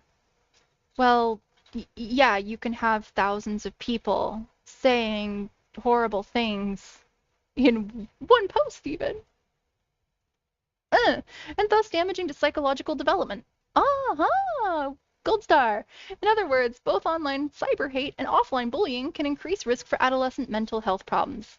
Yes, protect the children. Don't be mean to them. It's not that hard. Research suggests elevated risks both for the perpetrators and victims of cyber hate. Elevated risks for both the perpetrators. Elevated risks. I mean, I guess they're saying that bullies become more miserable. I don't know what they're saying exactly with that. Adolescents should be trained to recognize online structural racism? Is this supposed to be like structural criticism? No, no, no, no, no, no. And critique racist messages. Research shows that critique racist messages. I don't think you're going to make them change the way they talk to you or their minds. They're not exactly concerned about your feelings and making you feel welcome and loved and special. No, that's they're going to just engage more if you engage with them. The best thing to do is probably not talk to them, not respond, unless you just actually want to do things, just actually talk and stuff. I mean, I will admit, I have done the feeding the trolls that because people are like, oh, they're talking about the KKK, they're just being trolls. I'm like, no, I'm about to psychoanalyze them to the best of my ability and treat this as a proper issue because what they're doing does not feel comfortable. Like, yeah, they have the complete freedom to do what they want without censorship. And likewise, I have the complete freedom to tell them exactly what's on my mind. I believe you have every right to be a jerk. I believe you also have every reason not to be a jerk. Da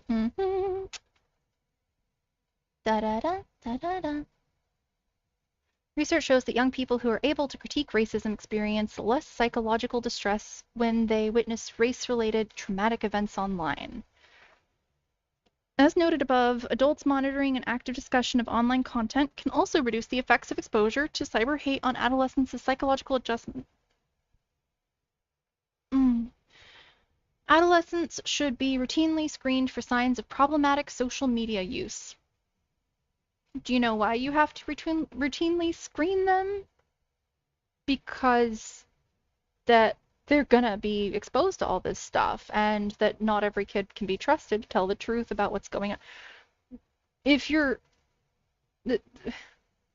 It's like saying I'm gonna leave my kid in the yard of a neighbor. They're hanging out at this party with some other kids, but also a bunch of adults, and I'm just gonna walk away. But don't worry, I'll check on them every so often. Would you do that? Would you do that?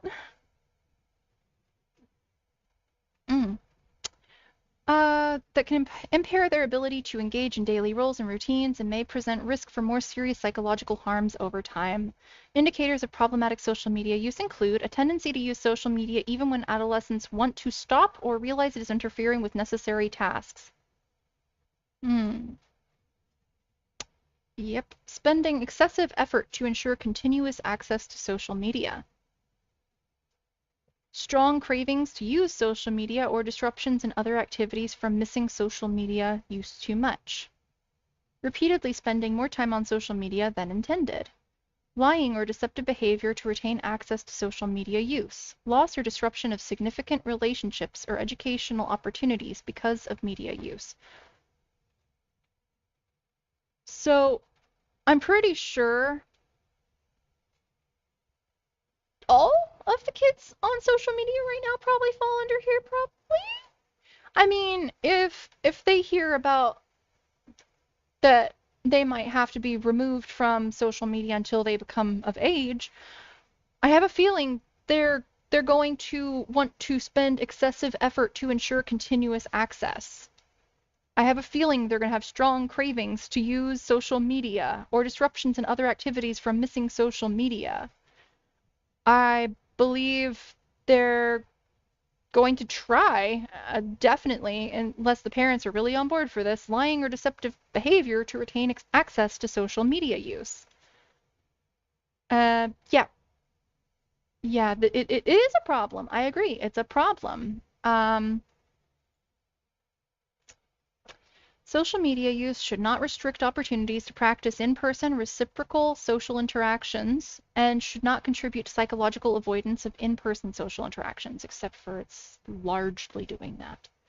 The use of social media should be limited so as to not interfere with adolescents' sleep and physical activity. Yeah. Adolescents should limit use of social media for social comparison, particularly around beauty or appearance-related content. Research suggests that using social media for social comparisons related to physical appearance, remember I was talking about that before, as well as excessive attention to and behaviors related to one's own photos and feedback on those photos, kids posting tons of their photos and getting likes on them, and are related to poor body image, disorder eating, and depressive symptoms, particularly among girls. And it says particularly, not exclusively. I want to point that out, really. Everyone's at risk. Boys too. Adolescents' social media use should be preceded by training in social media literacy to ensure that users have developed psychologically informed competencies and skills that will maximize the chances for balanced, safe, and meaningful social media use. So what they mean is that you need to make sure you prepare them for war before you throw them out into the depths. Like, that's just... Why would you do this? Why would you throw them in the depths at all? Like, yes, it's nice that they have a rifle and a helmet, but no matter what kind of gear they got, who knows what could happen?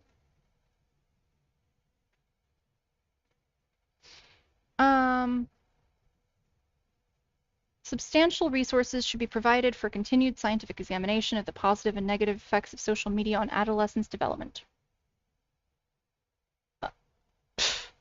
A substantial investment in research funding is needed.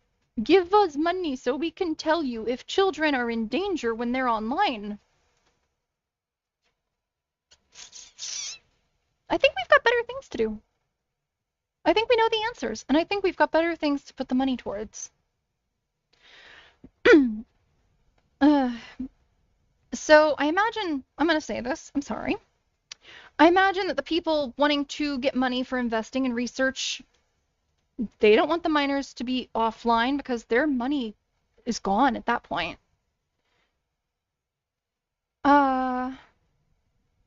Let's see. I'm going to take a little, not really a break from talking, because I'm still going to be responding about things and pausing, but we are going to move into, like, videos now. I really wish that Discord wasn't just, like, breaking over. Not Discord. Twitch. Twitch. The other purple one. Wait, no. Discord's blue, isn't it? Periwinkle? Anyway. Let's go.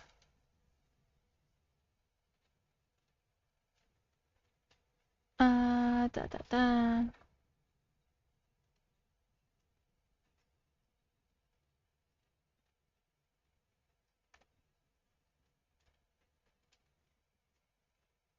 So this is one that I've already watched, and oh, I'm gonna swap it back to YouTube view so we can see it better. There we go. It's pretty crazy, and I wanted to watch it with you guys. And I definitely, all of these things that I'm gonna be showing you, go to their actual video. Give it the view. Give it a like for doing good stuff. In fact,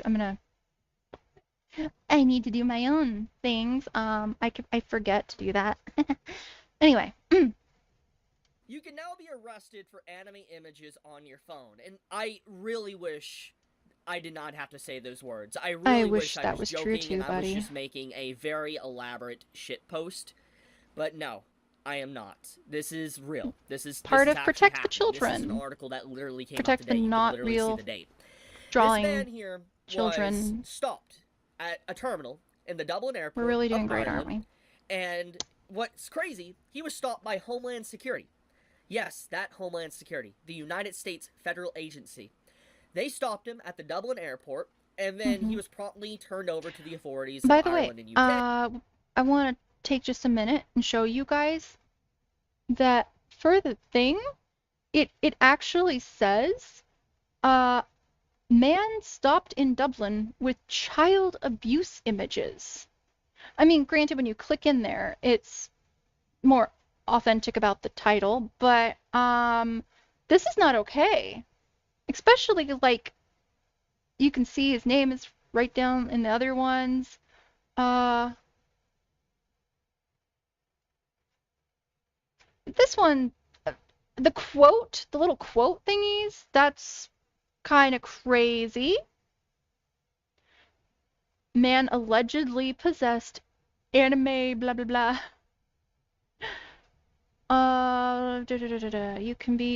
You can be arrested for anime images. That's what we're watching right now. I don't know what the heck this is, but apparently there was a body pillowcase and no lawsuit, but somebody got arrested. I don't know. Man allegedly found with seriously, this is crazy stuff. Especially uh I think this RTE should be like ashamed of themselves to put it as if it's child abuse material. That is an insult to actual victims of that happening, you know? And he has been thrown into the jail cell. Now, you're probably wondering, what anime images did he technically have? Did he have like AI art or something like that? What I'm did he actually going to have? speed up the Like video what did he just really a little have bit. that caused him to actually get arrested and labeled with crimes like this? It was There we because go. of Brown Dust 2. He was arrested for Brown Dust 2 on his phone and images of Brown Dust 2 on his Anime phone. pictures. And to complicate or to Fiction. kind of make this more complex, this whole thing, apparently the man that got arrested, he was going to the Isn't New it nice York to see Anime Convention for Brown Dust 2. Apparently drawings that was actually this protected month in while August. It was real happening. It was announced a while children back. And he was traveling, from the are Dublin airport, and he was going to make his way to the New just York City Anime freely Convention. all over the Obviously, internet from getting the way these groomed? articles are worded, he never even got to That's make it that's to US fun. Soul. He never got to go to America or New York to go to the anime convention. He was promptly stopped. And most likely he was tipped off to be stopped at, the terminal by probably, So a Ireland lot of or people UK are or whatever. wondering And then they had, like, how did maybe they Homeland know Security about stop, the stop the man images before even he got on the on plane or his something. And phone? then, once again, That's he was turned over. creepy. I don't know necessarily how the process happened, If he but actually had whatever the case pictures may of be, he children, if was he was stopped by the Department actually of Homeland Security participating for in the United harming States. And then minors like the that, authorities took him, and they're the ones because charging him. It's not America charging him yeah, or then it anything, would be but great that it's they would be obviously able to UK, Ireland, and get stuff. him. Now, I But do want to clarify, within the two articles that are out right this now is that I where could find resources about are the going. situation, Brown Dust 2 is Money, never time, mentioned. effort. However, it is mentioned in both articles that the individual was trying to go to New York City for an anime convention, and it does line up with Brown Dust 2. So the information from Pirate Nation, it might not be incorrect. However, Sorry, even if I'm it just is checking with him. incorrect, the fact of the matter is both articles do straight up outline that You'd it be interested was in talking anime about it? images that caused the man Absolutely. to get arrested. Give me just So a second. This is related, not related. Um, but yeah, do you believe that children shouldn't be on the internet whatsoever? Uh, yes, I believe. Okay, I will say that like technically Netflix is the internet. Is on the internet, so being able to still watch content that is not uploaded by users, like Netflix has stuff that's set up to be kid friendly. Parents debate whether something is kid friendly or not on Netflix, but overall, it's curated. Yeah, they should not be talking to strangers. The like there's streaming is not okay. I mean, even what I'm doing right now, I'm interacting with strangers. I'm an adult, so I get to do that. I can do that, but child talking to strangers who are going to say who knows what to them and expose them to who knows what to try and groom them, all sorts of things, bullying. I'm I don't think we should allow that, you know? Do you have any questions or any counterpoints?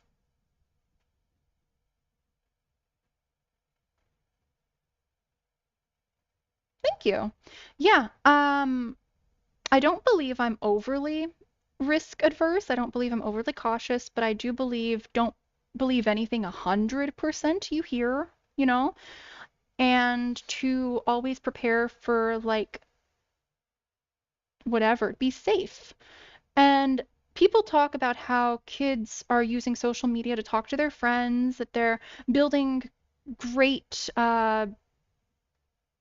like I don't know. It's character building. But those are the kids that survive. There's a bunch of kids that are stalked, that are kidnapped, that are put through the worst of the worst.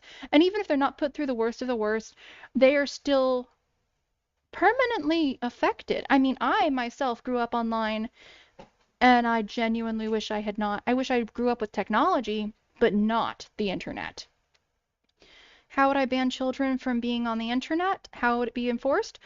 Well, currently the way that we handle it is, well, not it, but a issue I think that it should be similar to is alcohol and things like of that nature, that once you're old enough that you're welcome to do what you want, but while you're underage, your parents have to protect you. And yes, that means that there still are going to probably be kids that are on the internet that are at risk. But the number drops dramatically because if parents understand the risk, if we treat it like it's a more understood and widely accepted thing that if a kid's online, they're in danger, a bunch of guardians and parents are not going to put their kids at that. Right now, the parental controls and the safety features lull them into a false sense of security. Need to understand your position a little more before disagreeing. Fair enough. I respect that and I appreciate that. But yeah, I think it should be treated like anything else where the parents are supposed to make sure that the kid is not exposed to dangerous material. If a parent is allowing it, then it does need to be treated accordingly. That communication to the parents about it's not safe. But the internet is everywhere, is it not? Access points. We don't have to go to libraries or vendors. So the gateway is the home wherever the user is, not in a secure location. Um, I'm sorry, I don't entirely understand what you're saying. Are you saying that libraries and other access points are a concern about people being able to freely access the internet of any age, or? So the gateway is in alcohol is easy because it has to be sold.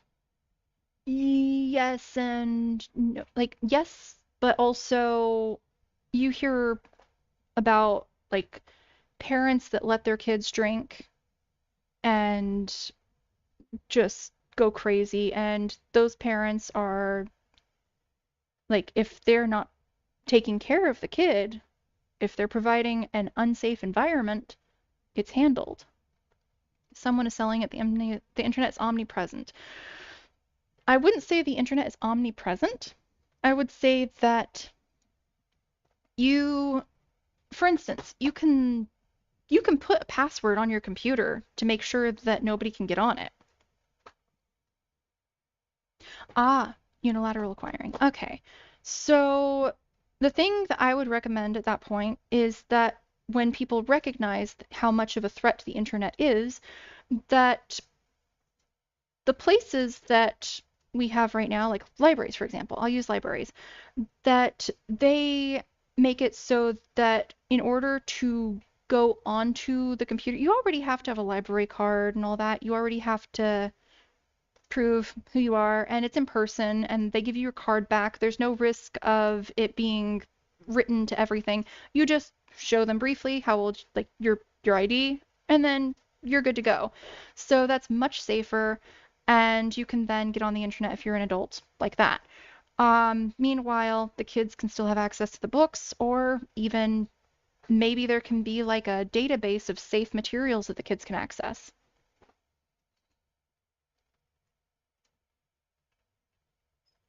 Also, I'm sorry, for some reason my chat, my not even my chat, my internet in general is just being wonky. But did I explain my idea on that pretty well, or is there further I should elaborate?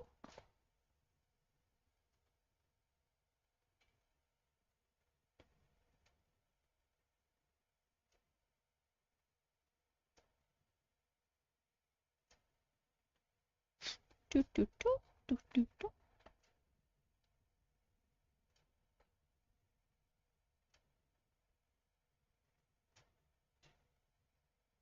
Yes, I'm not saying that children should have access to the internet with a firewall. No, I'm talking about just like how Netflix has different content that they figure out if it's rated G or rated T or whatever, that they put it into different categories and that kids or adults or whatever, they can just go on Netflix. I feel like we need to have that same kind of system for the library of that if you're a minor, you don't have access to the internet. You have access to a curated collection of data.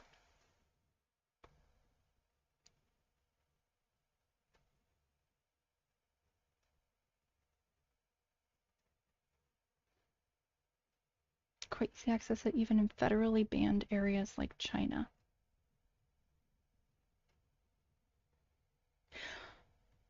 I don't quite understand what you're meaning here. I'm saying the devices need to be locked down, not the internet signal itself. I'm saying that parents shouldn't provide devices to their children that can enable them to get on the internet.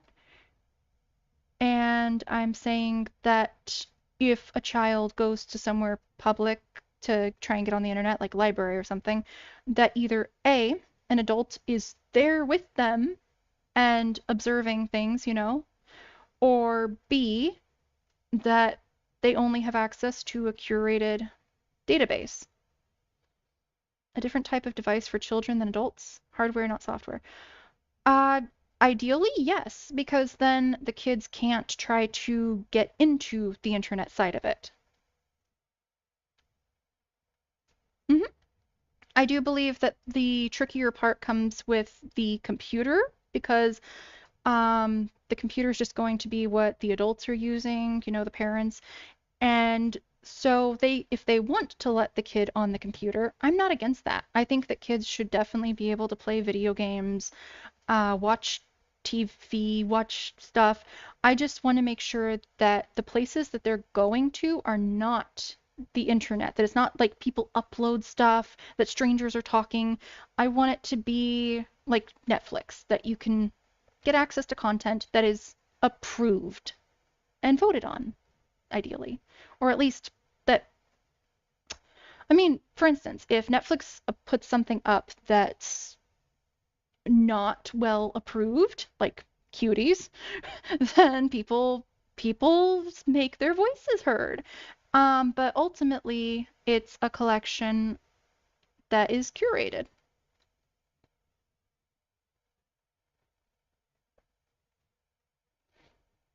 I mean, just like you'd put a lock on a gun rack, not gun rack, a gun box. I don't I don't know about safety procedures around children, okay? I'm sorry. But I know that you do want to make sure that kids can't get access to the guns or the alcohol and stuff like that. And I think the internet side of the technology should be right up there with it. Because I really the mo I personally had horrible experiences with the internet growing up online. And looking back, I really do wish I would have just stuck with technology, but not the internet. With software, there's always be a way around. What do you think of the useful resources on the internet, contacting resources from the perspective of an abusive home? That is a complicated one. There are kids that are abused at home.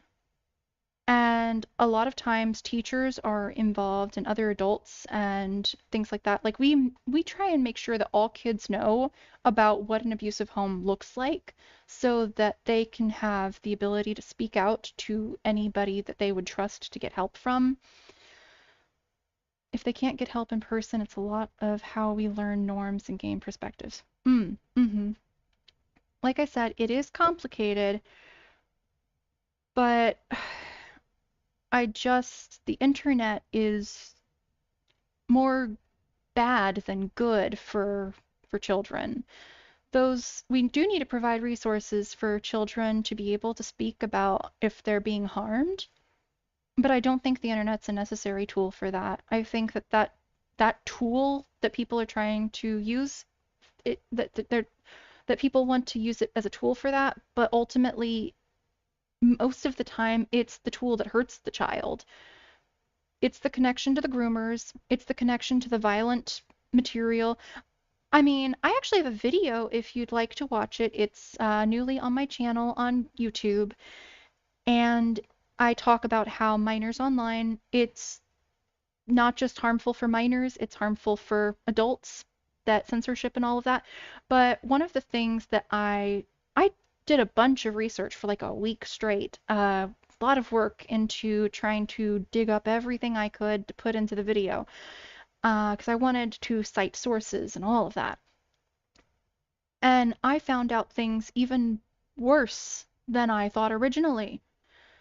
I mean, especially the stats on how normal it is to encounter really violent material online, like uh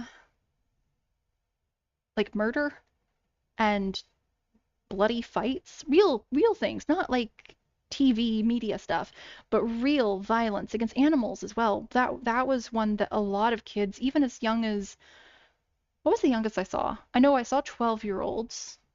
I think I saw younger than that.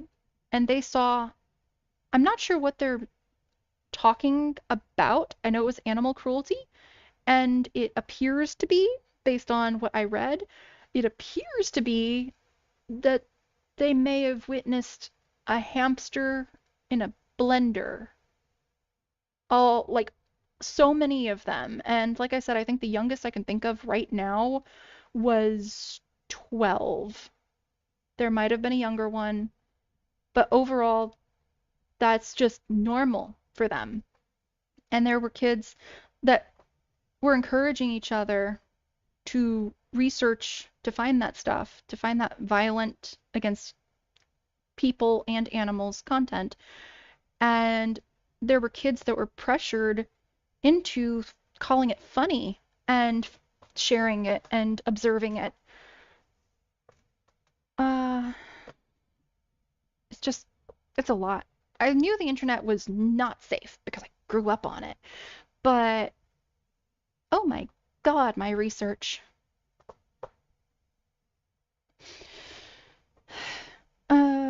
Are there any other questions or any other things you want to say?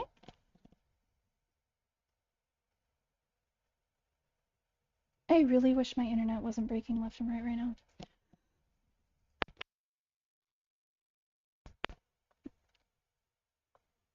Hmm.